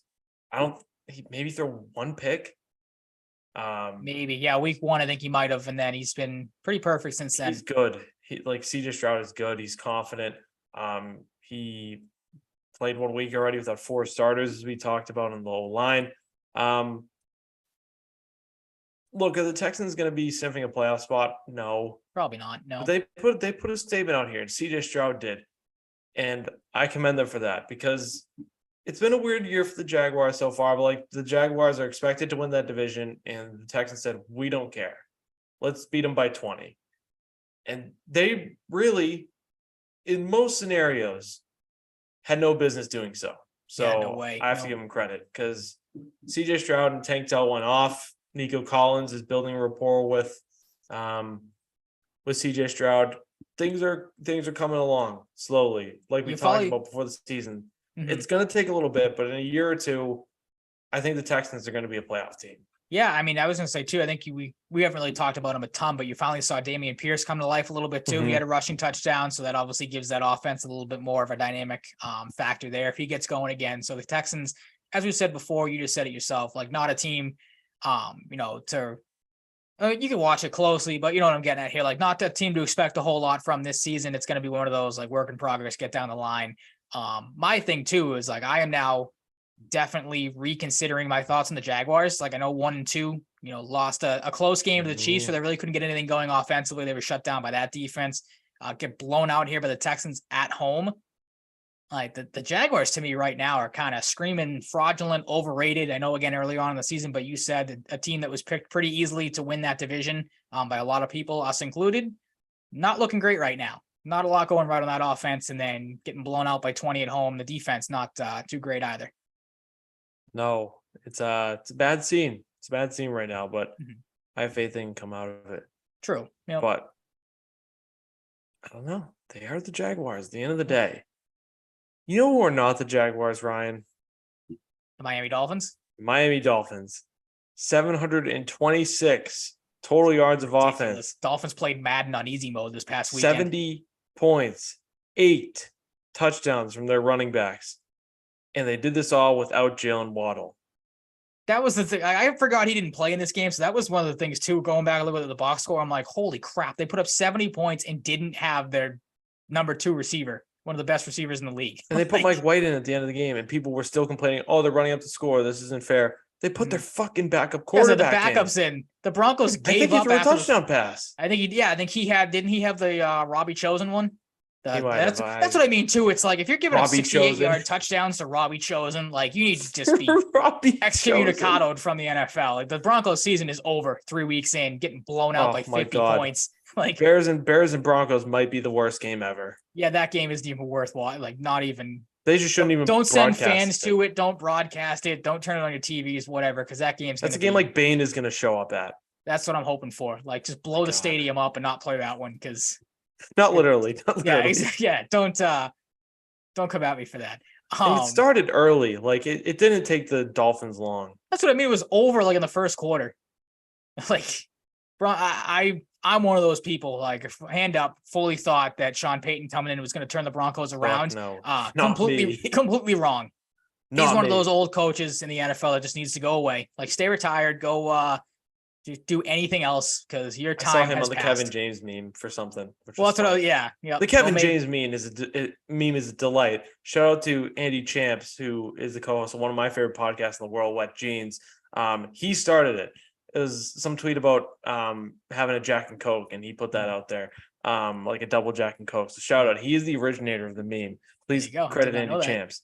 One of my favorite memes ever. I hope it never dies. Mm-hmm. But this game was astonishing. There's really not much else to say. No, other than the Broncos suck and the Dolphins are scary good. Like if Tua stays healthy, look out for that team. Devin Achan played so good that he changed the pronunciation of his name. Mid-game, or it was after the 4th touchdown, right? Where it came out, they were like, call me Achan. Yeah. Because I'm glad because I didn't know how to pronounce his last name. I didn't know that. I've said Shane since day one, so. Yeah, so there you have it. He might be nasty. I think he is. Mm-hmm. And Raheem Mostert is wicked fucking fast, and he's nasty too. Yep.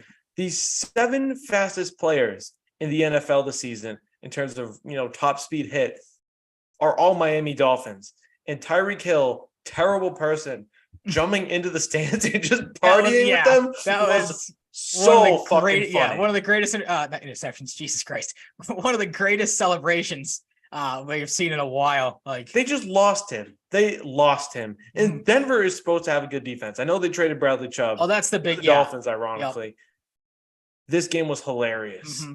So much so that noted curmudgeon Frank the Tank was laughing and loving it during this game. Just watching touchdowns and laughing. There's video of it everywhere. One of the most astonishing sports games I've ever watched. Absolutely. Like I texted you, I'm like, I think it was after the same thing. One of the celebrations the Dolphins had where their entire offensive line and like half their starting lineup was doing a conga line or whatever it was in the middle of the end zone.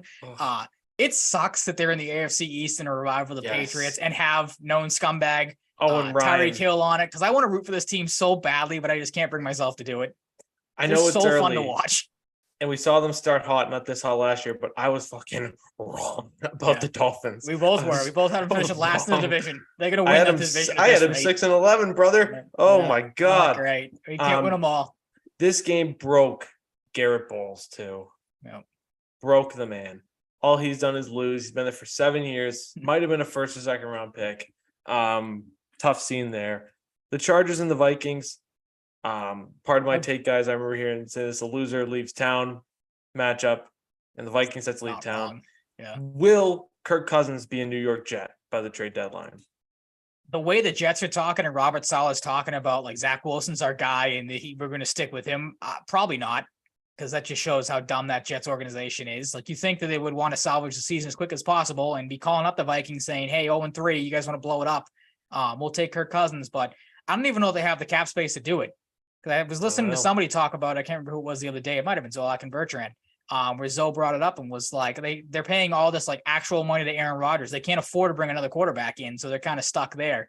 So if I had to guess now, probably not. They're probably going to ride it out with Zach Wilson. And again, apologies to any Jets fans listening that you have to sit through that for an entire season because it is going to get brutal if it hasn't already. Or just get someone else. I don't know. Justin Jefferson was 1 yard away from having 150 plus yards in each of his first 3 games.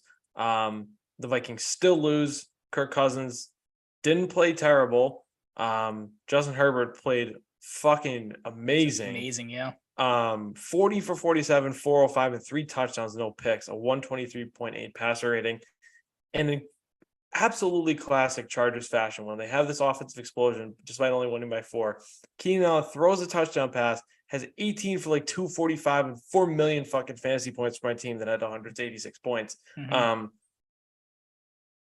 In quintessential Chargers fashion with their injuries, Mike Williams done for the year. Mike Williams is done for the year.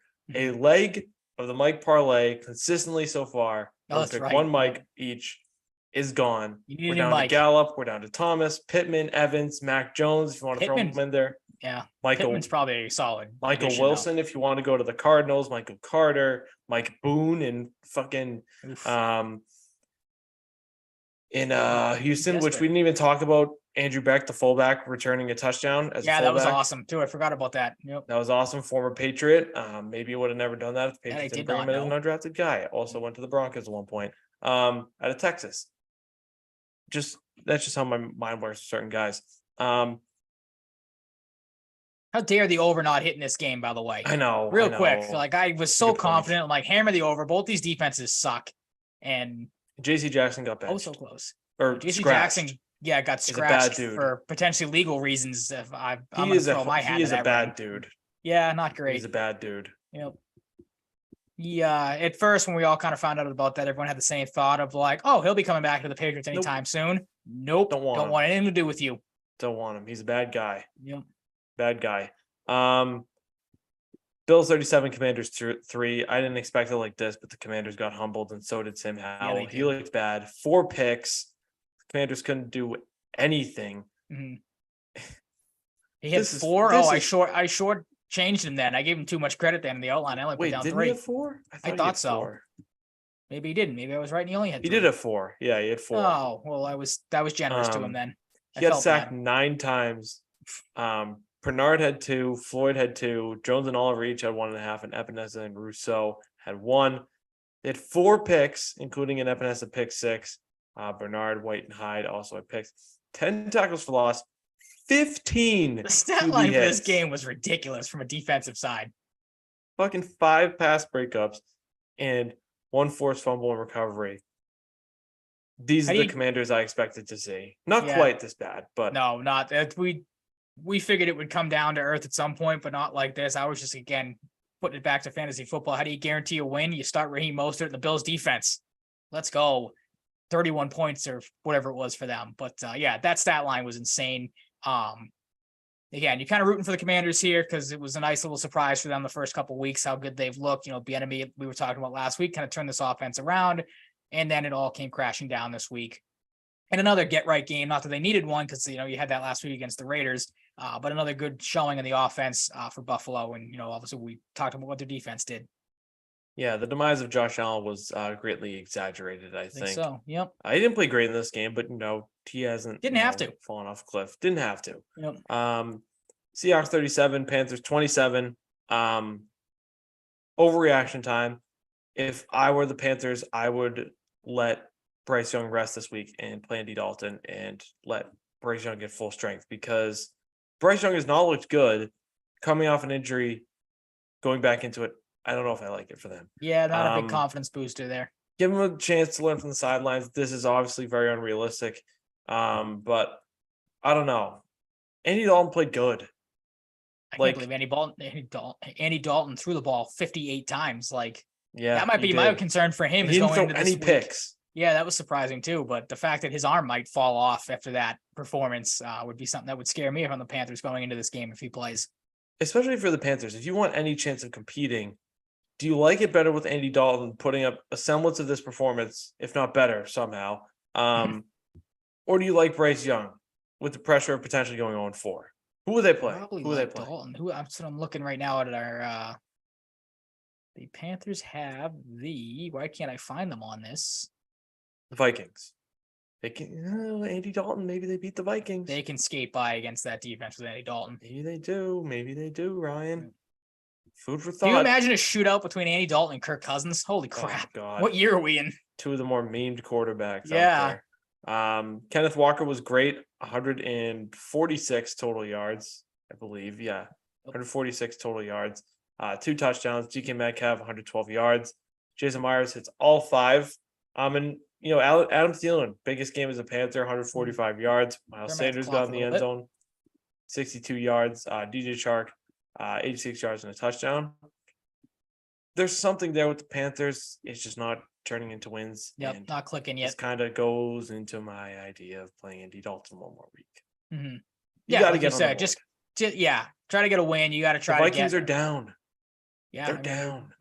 They're down bad. But whether you get a win or not, I think obviously the biggest thing, if you're the Panthers and you believe in Bryce Young, like you just gotta get him as right as you possibly can. So if that means giving him another week, I don't see what the problem is there.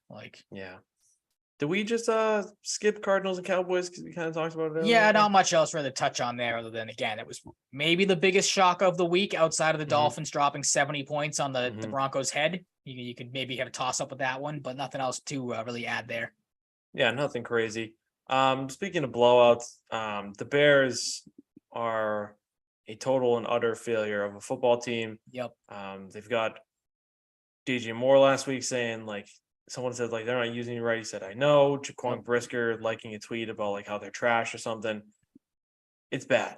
Justin Fields is calling out coaches, but then backtracking, being like, oh, everything's cool here. Yeah, I share the belief that even if they get Caleb Williams will suck there. Yeah, I mean, whoever goes there is doomed. A QB that graveyard. Franchise is horrible. A QB graveyard. Justin Fields is not good. No.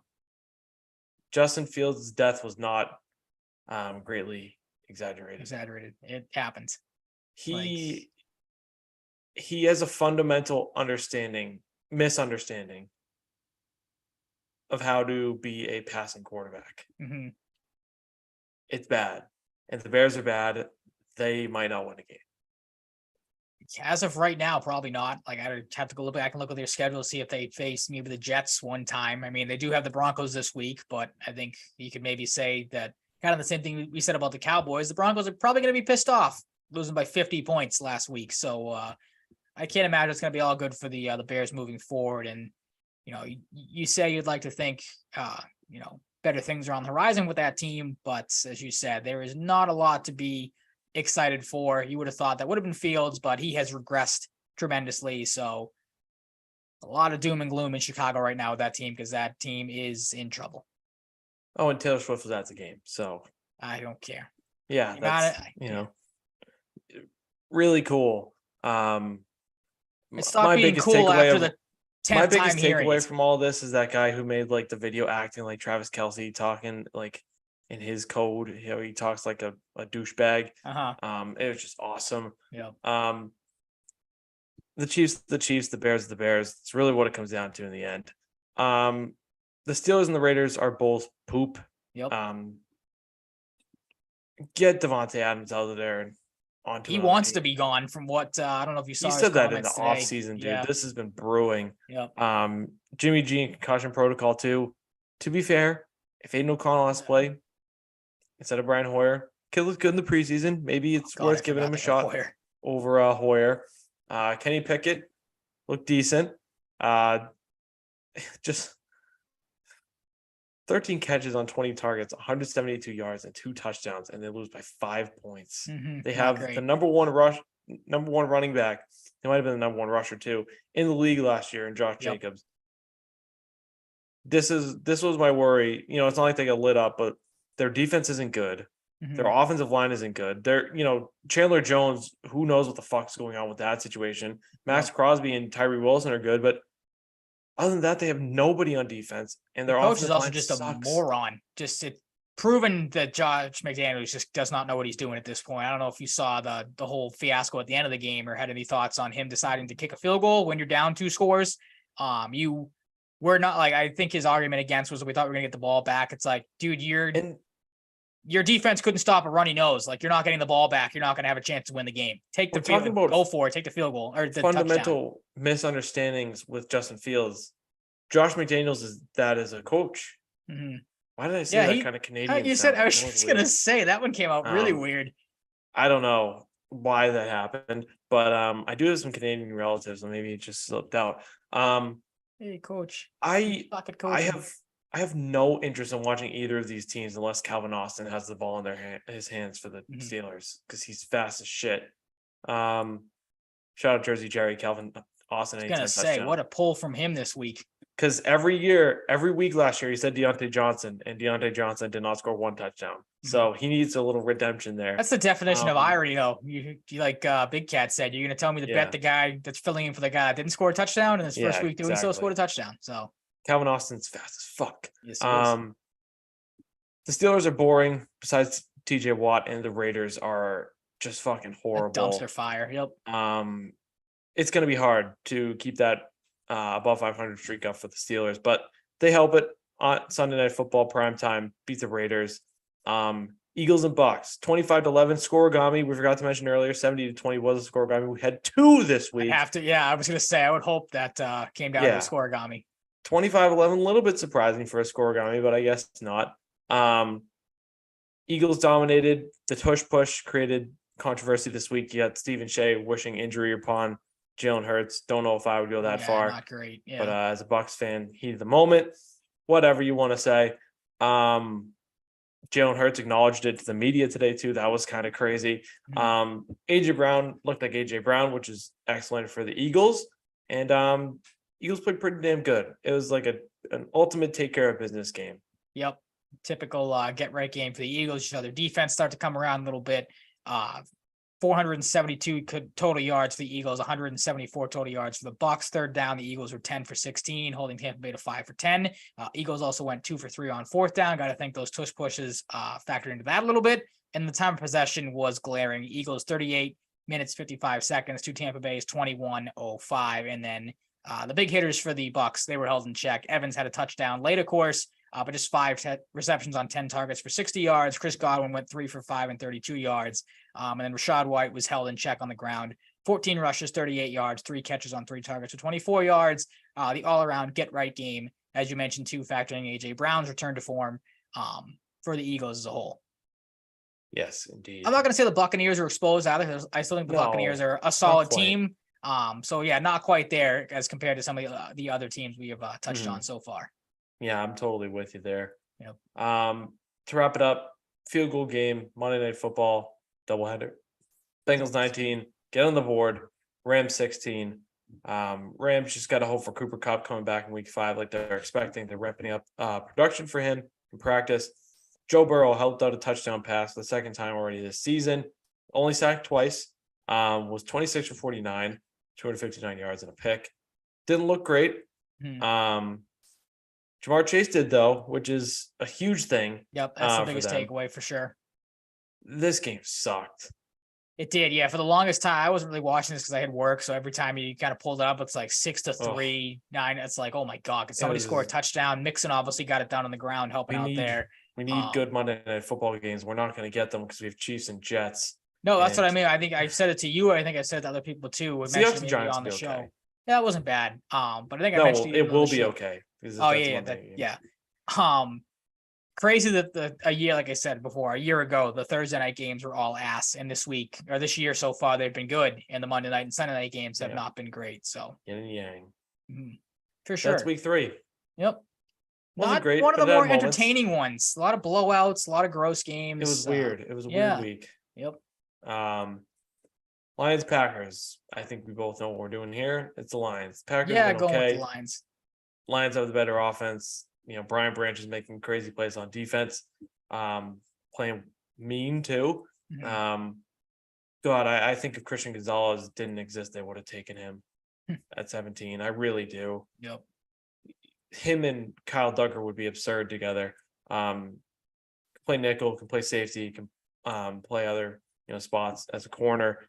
Man, I think he's destined to be a Patriot someday if he ever leaves the Lions. They would fall in love with him. It's Lions all day. I think the Packers might lose by a lot in this game. I went back and forth. I thought about picking the Packers just for the fact that the game was at Lambeau. And I think in my preseason predictions, I think I had the Lions and the Packers splitting, both taking home victories. But like you said, the Lions are just leaps and bounds better in pretty much every spot team wide. And then looking up just kind of the game stats, the preview for this game, the Lions are better in every team stat as well, from like yards, passing yards, rushing yards, defensive yards, all that stuff. So I'm going with the Lions. I think the Lions pick up a pretty big road win against a division rival. Yep. And maybe you throw the Colts in with these two teams. They are playing the Patriots in Germany this year, though. Drinking in the morning across the world is going to be up for this game. When I think of two teams that play in London, I think of the Falcons and I think of the Jaguars. So it only makes sense they're playing at 9:30 in London, but it's the Jaguars. I really wanted to pick the Falcons. I really did. And I kind of want to change my pick, but I'm not going to. Okay. Because I do not trust the Falcons, but I don't either. I really don't trust the Jaguars either. But like, there's more there with the Jaguars. The Jags know how to win it. They know how to win in London too. I think obviously with the amount of times they've played there. I didn't realize they're playing back-to-back weeks. Did you know that? In London? Yeah, I think they got back-to-back. I think they have this Sunday and then I think the 8th next week or 2 weeks. Well, on the subject of this, I fucking hate the idea of a team in London. It's so stupid. There's so many practical locational things that make no sense to me. You're completely ostracizing your American fan base. And when you think of Jacksonville, it's the Jaguars and that's it. Yeah. Yep. Like, why do this to them? Yep. They're just becoming good. People in Jacksonville worship Trevor Lawrence. Like, why would you ever consider this? Send the Broncos or the Bears there at this point. I was just going to say the Bears would be the team to go out there. My God. Yeah, would have said the Commanders if they had ever figured out their whole ownership and everything situation. That would have been the ultimate FU. Just send Dan Snyder there and don't let him come back. Yeah, that fucking scumbag. But yeah, I'm with you. Jaguars for I think we just talked about get right games with a couple of teams. This one to me, Jaguars against the Falcons, just screams get right game for the Jags. Yeah. Ryan, I'm done doubting the Dolphins. I'm taking the Dolphins in Buffalo. I'm gonna ride with the Bills at home. I'm gonna stick with it again. Same thing. I think I had both these teams splitting in the preseason predictions. I think both two very evenly matched teams. Bills probably better defense, but the Dolphins, you could argue right now, especially again coming off a 70-point outing, might have the better offense. They do right now. Yeah, I think so. This game's going to be a hell of a game. This is going to be so much fun. I think the fact that it's just a 1:00 game kind of stinks. Like you'd like to see these two teams in prime time. But I think the Bills in a back and forth one, I think just ever so slightly edge out the Dolphins this time around, just again, for the fact that they are going to be the home team in this one. Fair. Vikings, Panthers, really wanted to pick a tie here. Really, I debated. Really wanted to. The fact that you said that's awesome because I almost put down tie in this game because both these teams are so bad. Glad we think alike here. Synergy. Yep. I guess we built up some synergy over all these years. I think so. This yep. Once a week. Well, we know good football teams and crappy football teams, and these two teams stink. The Vikings have to win, right? You'd hope so. Could you imagine? You just talked about it too. If Andy Dalton is the one that starts this game and the Panthers come out and win the game with Andy Dalton, like if you're the Vikings, like you said, just go away at this point. Send them over to London because there's no coming back. Start trading everybody. Call it the Jets. Start the franchise. Trade Kirk Cousins to London. Silly nannies, and there you go. Yep. Let's get it going. Mm-hmm. Broncos and Bears. Broncos. Game sucks too. Nothing else. Again, nothing else. I wanted to pick the Bears again. Maybe reading too much and believing too much in the fantasy aspect of having Justin Fields as my quarterback, hoping that he'd figure out how to throw a football. Brian, you have to drop him. I do. Yeah, I got to pick somebody else up because I don't know who's out there on the waiver wire right now. He's not the answer. The only problem with that league is we don't have enough bench spots. Like we're down a couple of bench spots, so it's gonna be tough to drop somebody. But you're right. I got to do it. He's not the answer. I do not like the Texans against the Steelers. I love them. The Texans against the Steelers. I think they might blow their doors off again.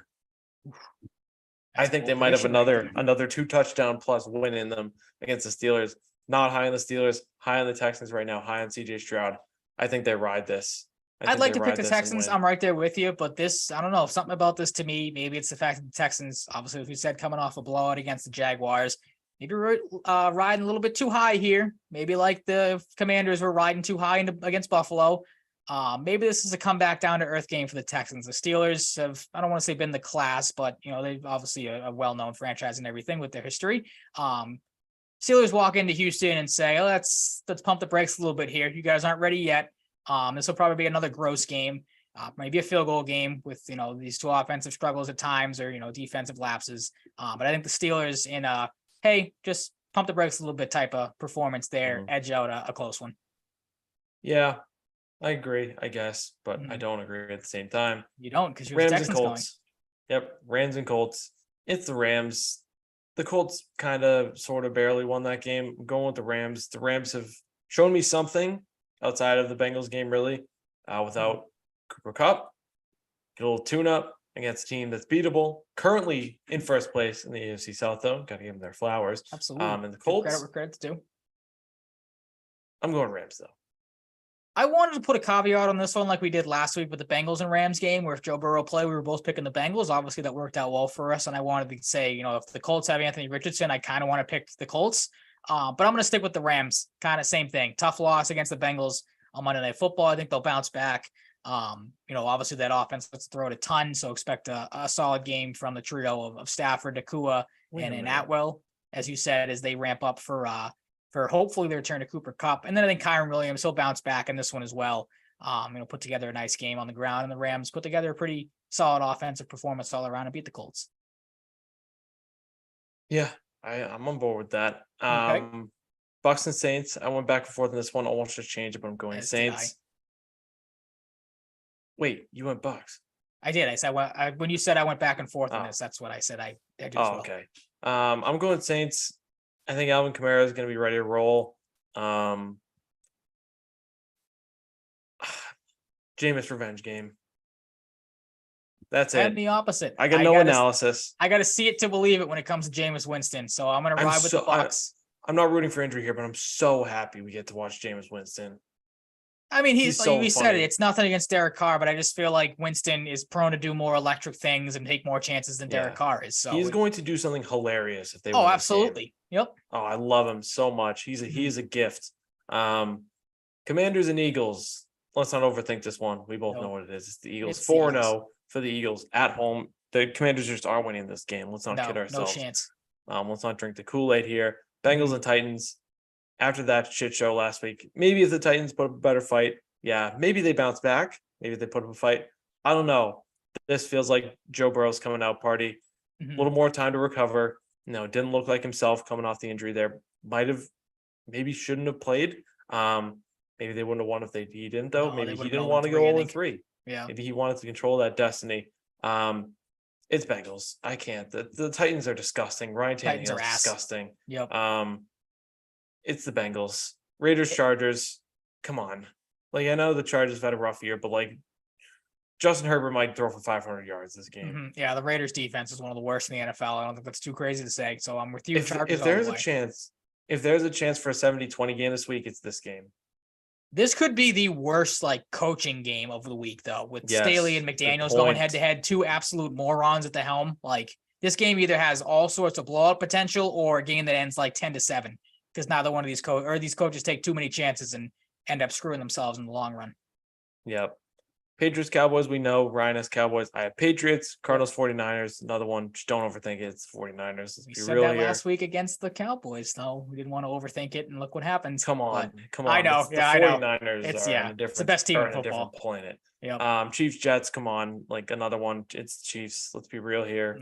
The Jets might not score a point. Seahawks, Giants. I think this one will be close. I think this game says OT to me, maybe. I'm not going to say definitely, but I can see OT here. And I'm going with the Seahawks. Seahawks just putting on more points this year. Geno is not falling off. DK Metcalf's coming off his best performance. Kenneth Walker's played pretty good. Yep. Zach Charbonnet killed someone last week.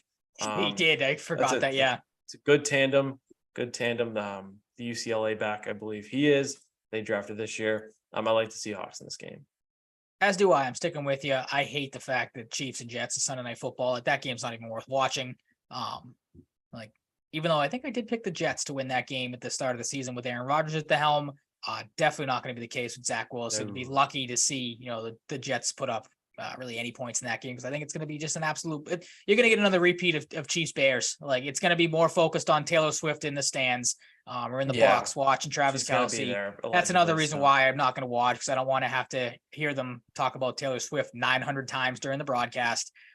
So Chiefs for Sunday Night Football. I'm with you. Seahawks as well for Monday Night Football. I will say, when the clip came out of her saying, "Let's fucking go," and everybody's like, "My son saw this and now they won't stop saying the F word. My son saw us and now he joined a gang." I didn't see that. That's awesome. That's great. If that's what comes out of this Taylor Swift stuff, I'm okay with it. I'll be real with you here.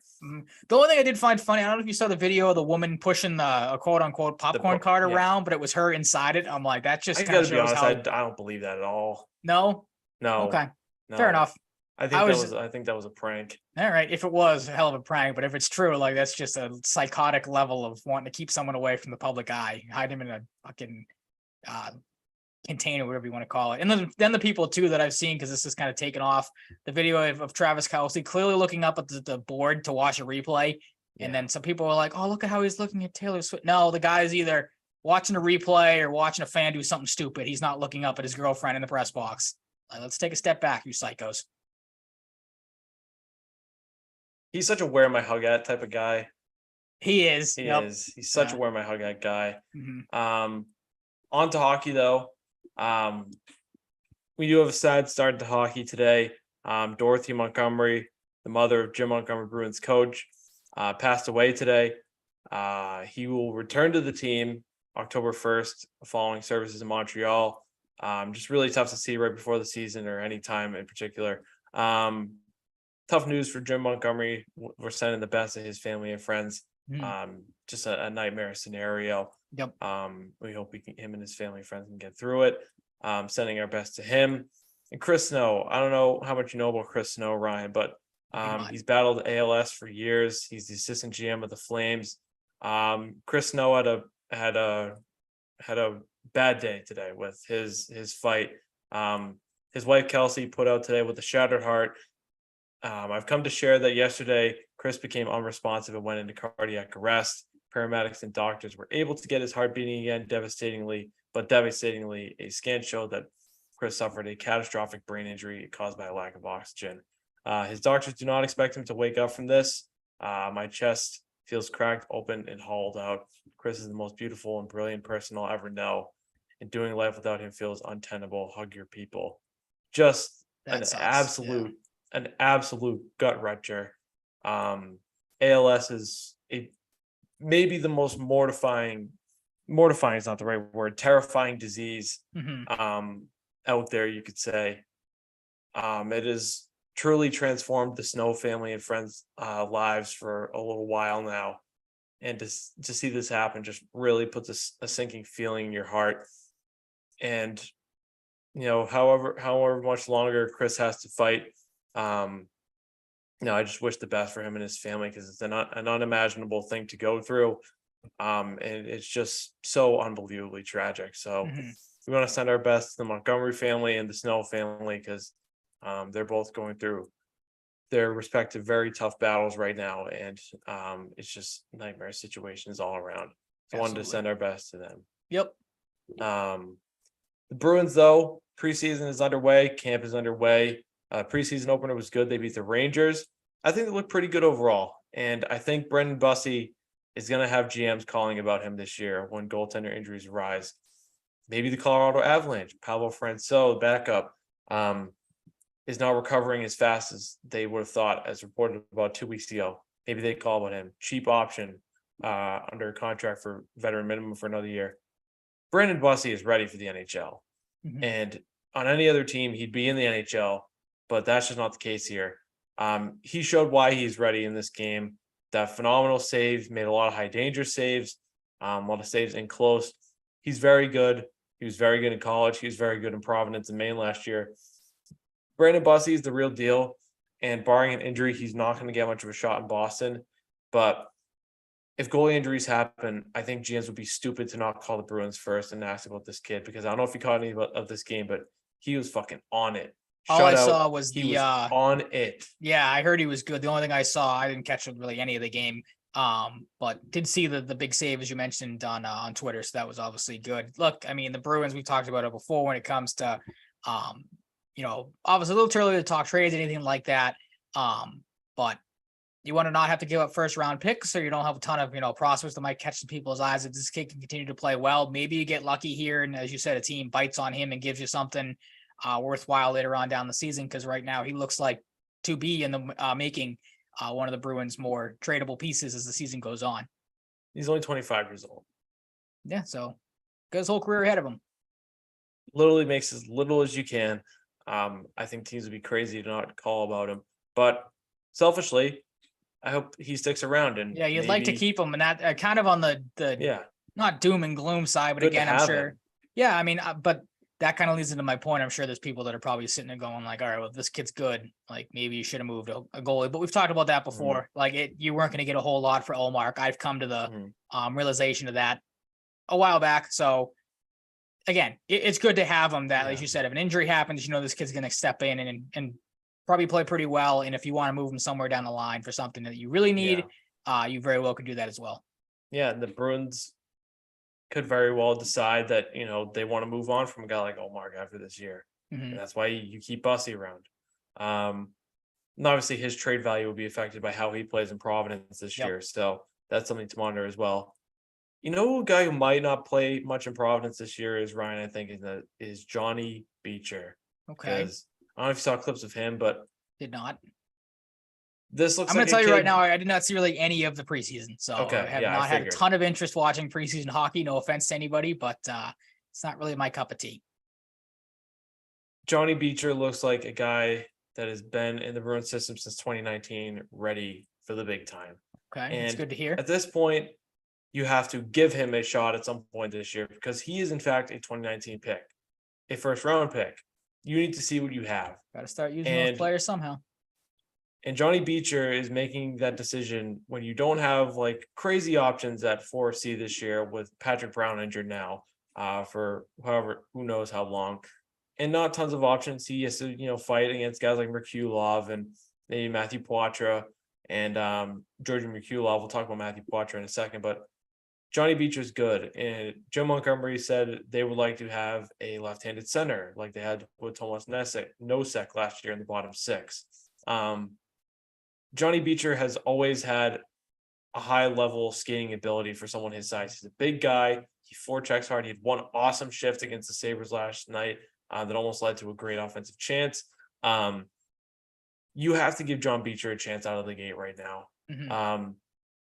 He's got good hands for a big guy, and his skating is really something, and it's effortless for somebody that big, and it shouldn't be. It's not natural. And this is one of his appealing traits coming out of the draft. I think at this point, unless he has a really bad rest of the preseason, you'd be kind of crazy to not give him first dibs. And put a guy with size and skating like that between Lucic, we know what he's all about, and Lauko. If he takes a step forward, we know he's tough. He can score goals in close proximity to the net. You might have a really nice new fourth line. Yeah, I'm all for it. We've talked about it before. I've been very vocal about it. I'm all for giving the young guys a shot. As you said, you got to figure out what you have in some of these guys. We've talked about that numerous times. So if he continues to play well, wouldn't hate seeing him given a chance at all. Yeah, and he's going to put up more offense than Tomas Nosek did too. So that's something to keep in mind as well, I think. Not a guy who lit up the AHL offensively last year, but like this is a kid that you have to give a shot. I sound like a broken record, but right now he's in the lead for me. I think he's in the lead for a lot of people for 4C, and he might hold the thing down for the whole season. But Mark McLaughlin has looked good as well. Got to give him some credit. Yep. Maybe McLaughlin earns a spot on that wing and Lauko plays on the third line. Who knows? But I think McLaughlin's got his name in there as well. I thought Fabian Lysell in the opener was okay. Had one really nice play though behind the net. It's whatever. Like he had an okay first game. It's whatever. But I think there's a 50-50 chance right now Lysell starts the season with the team on the second or third line. So to me, I need to see more in the preseason from him to have a more firm gauge on him. But Matthew Poitras is trying his best and succeeding right now to make it hard to send the 19-year-old back to Guelph because due to his age, he cannot go to the AHL, which sucks. Because I think he'd do fine. Maybe not light it up as a 19-year-old, but second round pick in 2022. The billing is hard worker, great playmaker, one of the best in the OHL last year. I think 79 assists, like 17 goals. He will tear it up if he goes back to Guelph. You know that. But if you can make a spot for him, I think it's worth giving him that 9-game sample size. And then seeing if you want to keep him around and burn that first year off, or second year, first year off the entry level contract and keep him around. Because if he keeps this up, he's going to earn it. He works hard. He's got a good shot. He's just smart. He like the billing from the start has been the hard work. So if you get two rookies that you might not have expected to make the roster that work hard and bust their bag in Poitras and Beecher, you had a pretty good camp for a team that lost two top two centers. And right now, I imagine they see a guy that maybe becomes that second line center someday. Mm-hmm. Like, I got to be honest, when they drafted him, I wasn't super high on him. I liked other guys on the board. But he proved me wrong. And I think if he keeps this up, you give him 9 games. It's go from there because it's an accelerated development path for a team that needs some accelerated development, no doubt. Mm-hmm, for sure. Yep. And it's a success story because they really haven't had many with their prospects lately.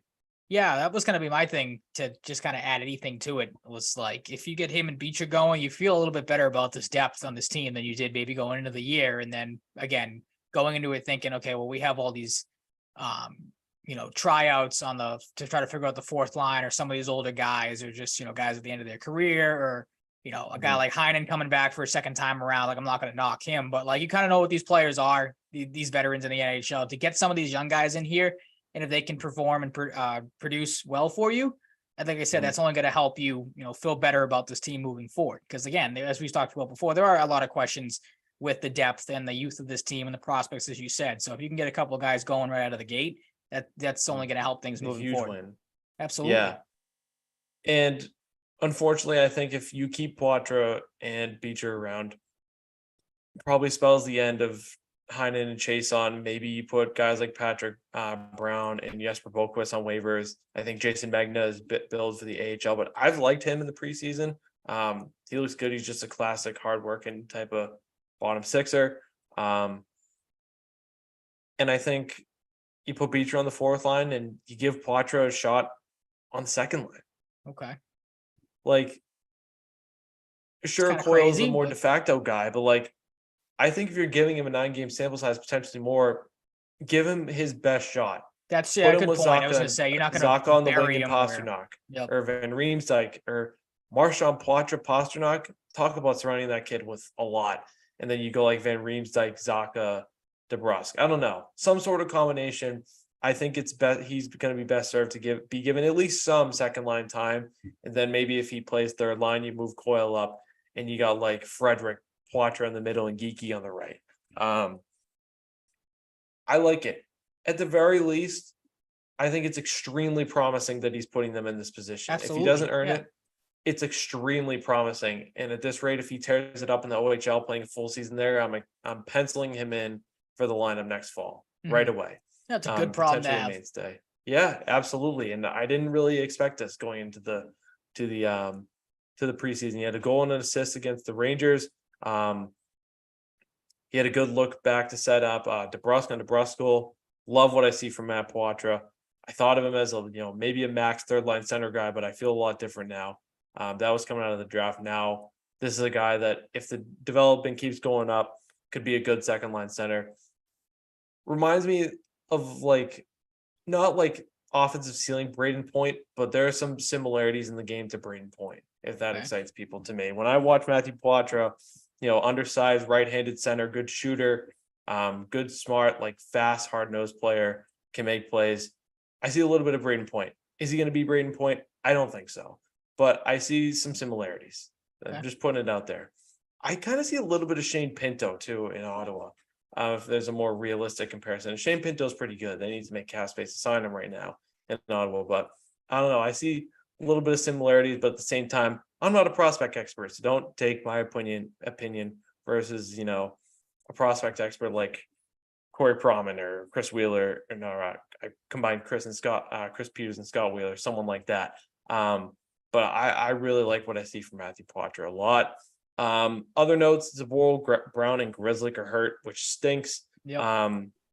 But something that is interesting here, and Mason Lowry looked good last night, led the team 29 minutes and a second of ice time, played plenty of 30-minute games, 30-plus minute games at Ohio State, so he's not completely unfamiliar with this, albeit at a different level.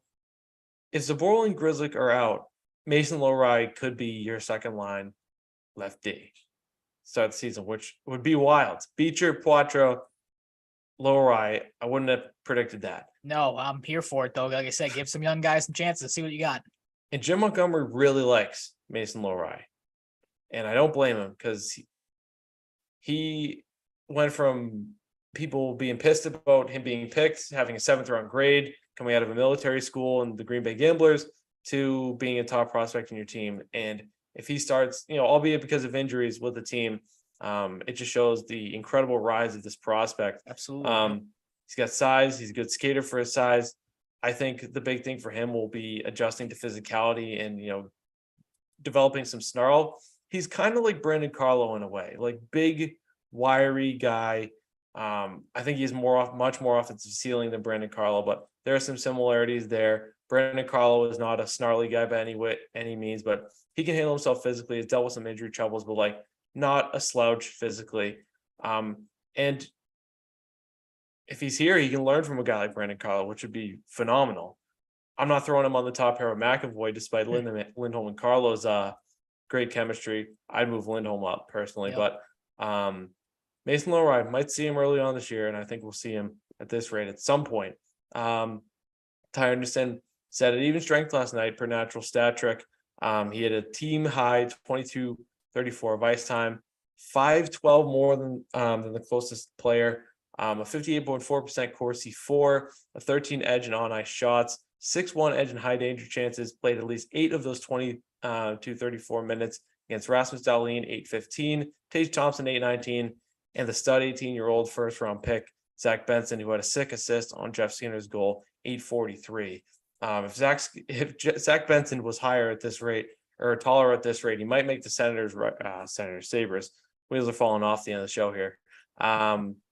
He might make the roster because Zach Benson has skill falling out of his ass. It's unbelievable how good he is and how unbelievable he fell as far as he did because of size, because scouts are stupid. Some scouts. The next highest in terms of overall ice time to Mason Lowry's 29:01 was Ian Mitchell, who looked good last night. At 19:38, he had an assist, as did Georgi Merkulov. And as Evan Marinovsky said, and I agree from what I saw in the first period, Ian Mitchell is making the best case right now for your 7th defenseman, I think, which makes sense to Montgomery guy. Mm-hmm. Yeah, that's not the craziest thing. It's kind of where we're at. Early in the preseason, not going to overreact, not going to underreact. Maybe I did overreact a little bit, but that's for the people to decide. There's somebody right now watching going, I can't believe this guy thinks a 19-year-old is going to play with Marchand and Pastrnak. What the fuck, dude? Yeah, who's this Poitras kid? What the fuck? Poitras. Yeah, that's what people are going to call him. It's Poitras. Yeah. Also reserving the nickname and credit to calling him the mighty Poitras, like the mighty Poltra from the Jimmy Neutron movie. So okay. Reserving the right. Good pull. Please credit me. Yep. Like we talked about earlier, something's happening with Wednesdays and big commitments or decommitments in college hockey because Cole Yzerman, potential number 1 pick, likely number 2 pick in this year's draft, absolutely ridiculous goal scorer, joins his buddy from Shattuck St. Mary's, Macklin Celebrini, at Boston University, which sucks. Mike McMahon teased me, said Comav once he decommitted from Minnesota. I was like, holy fucking shit. BC's going to have a goddamn super team next year like I've never seen in my life. Then he goes to BU. Played at Shattuck St. Mary's, home of guys like Sidney Crosby, Jonathan Toews, and Ryan. Yes. In their 14U season there, back in the day, they combined for 295 points in 50 games. That's ridiculous. Sidney Crosby-esque numbers. Cole Eiserman is an Austin Matthews clone to me. Macklin Celebrini isn't a slouch either. James Higgins, if you want a comparison, he's Jack Hughes to me. The battle of BCBU, no matter who stays next year for BC, but Celebrini and Eiserman at BU is going to be like it hasn't been in a long time since like Jack Eichel was there. And that's exciting. It sucks that he's going to BU, but it makes a ton of sense to go with his boy. He wanted to be closer to home. He's from Newburyport. It sucks. BC could have had a super team. He goes to BU, but that rivalry is going to be so fun this year and next and beyond. I was looking forward to celebrating like I did with the Higgins brothers. That's not the case. But huge news. You think maybe he takes some time, decommits from Minnesota, where he's been committed for a while, but he's going to BU. Pretty quickly after that decommitment came up. He's going with his buddy Macklin Celebrini. Huge college hockey news. Evan Marinofsky was on the decommitment first. I saw, so shout out to Evan, friend of the program. Mm-hmm. Maybe we'll have him back on during Bruins season at some point this year. That would be lovely. Yep. Other NHL news. Michael Backlund. Been a weird offseason for Calgary, but he stays in Calgary for 2 years, 4.5 per. He is named the 21st captain in franchise history. So that's one piece of business. We'll see what happens with Elias Lindholm and then Noah Hannafin there. Howard Toffoli already shipped out. Nick Foligno, I saw through this in the right before the show. Nick Foligno got an A already in Chicago, and is already forming a strong bond as we expected with Connor Bedard, as is Taylor Hall. They're tearing it up in the scrimmages and practices right now. Well, that's good. Good for Captain Nick, or Assistant Captain Nick. Just makes a ton of sense. That's what they brought him in for. They gave him a nice payday. He's going to be a good buddy for Connor Bedard. So good to see. That's it. Yeah. That's episode 161, a loaded episode, partially because of the Damian Lillard trade. Do you have something? I do have something related to that. Just goodness. With the news, I fully expect now a trade to go down within like 20 minutes of us ending. But just to finish it, because you said we did start with basketball. This is from Adam Himmelsbach, like around, I think, a half hour ago by the looks of this tweet. Apparently the Celtics are going to explore the possibility of trading for Drew Holiday. So that might be something to keep an eye on, as we talked about at the start of the show a couple hours ago now, at least. Both of us high on that, would do that, figure it out. And again, add some salt in the wounds if you come back and, further down the line, you beat Milwaukee with their own guy. That'd be nice to see. Would love it, Ryan. Really would. That is going to wrap it up, though, for a loaded episode 161. Thank you so much for listening. Thank you to our Facebook commenter for the fart comment. Fart one, yeah. And that was good. That was funny. I like this name, Fart. What the hell was that? Sorry your name became Fart, Rick and Morty. Oh, bye, Fart. I'm sorry your name became Fart. Oh, yeah. New trailer.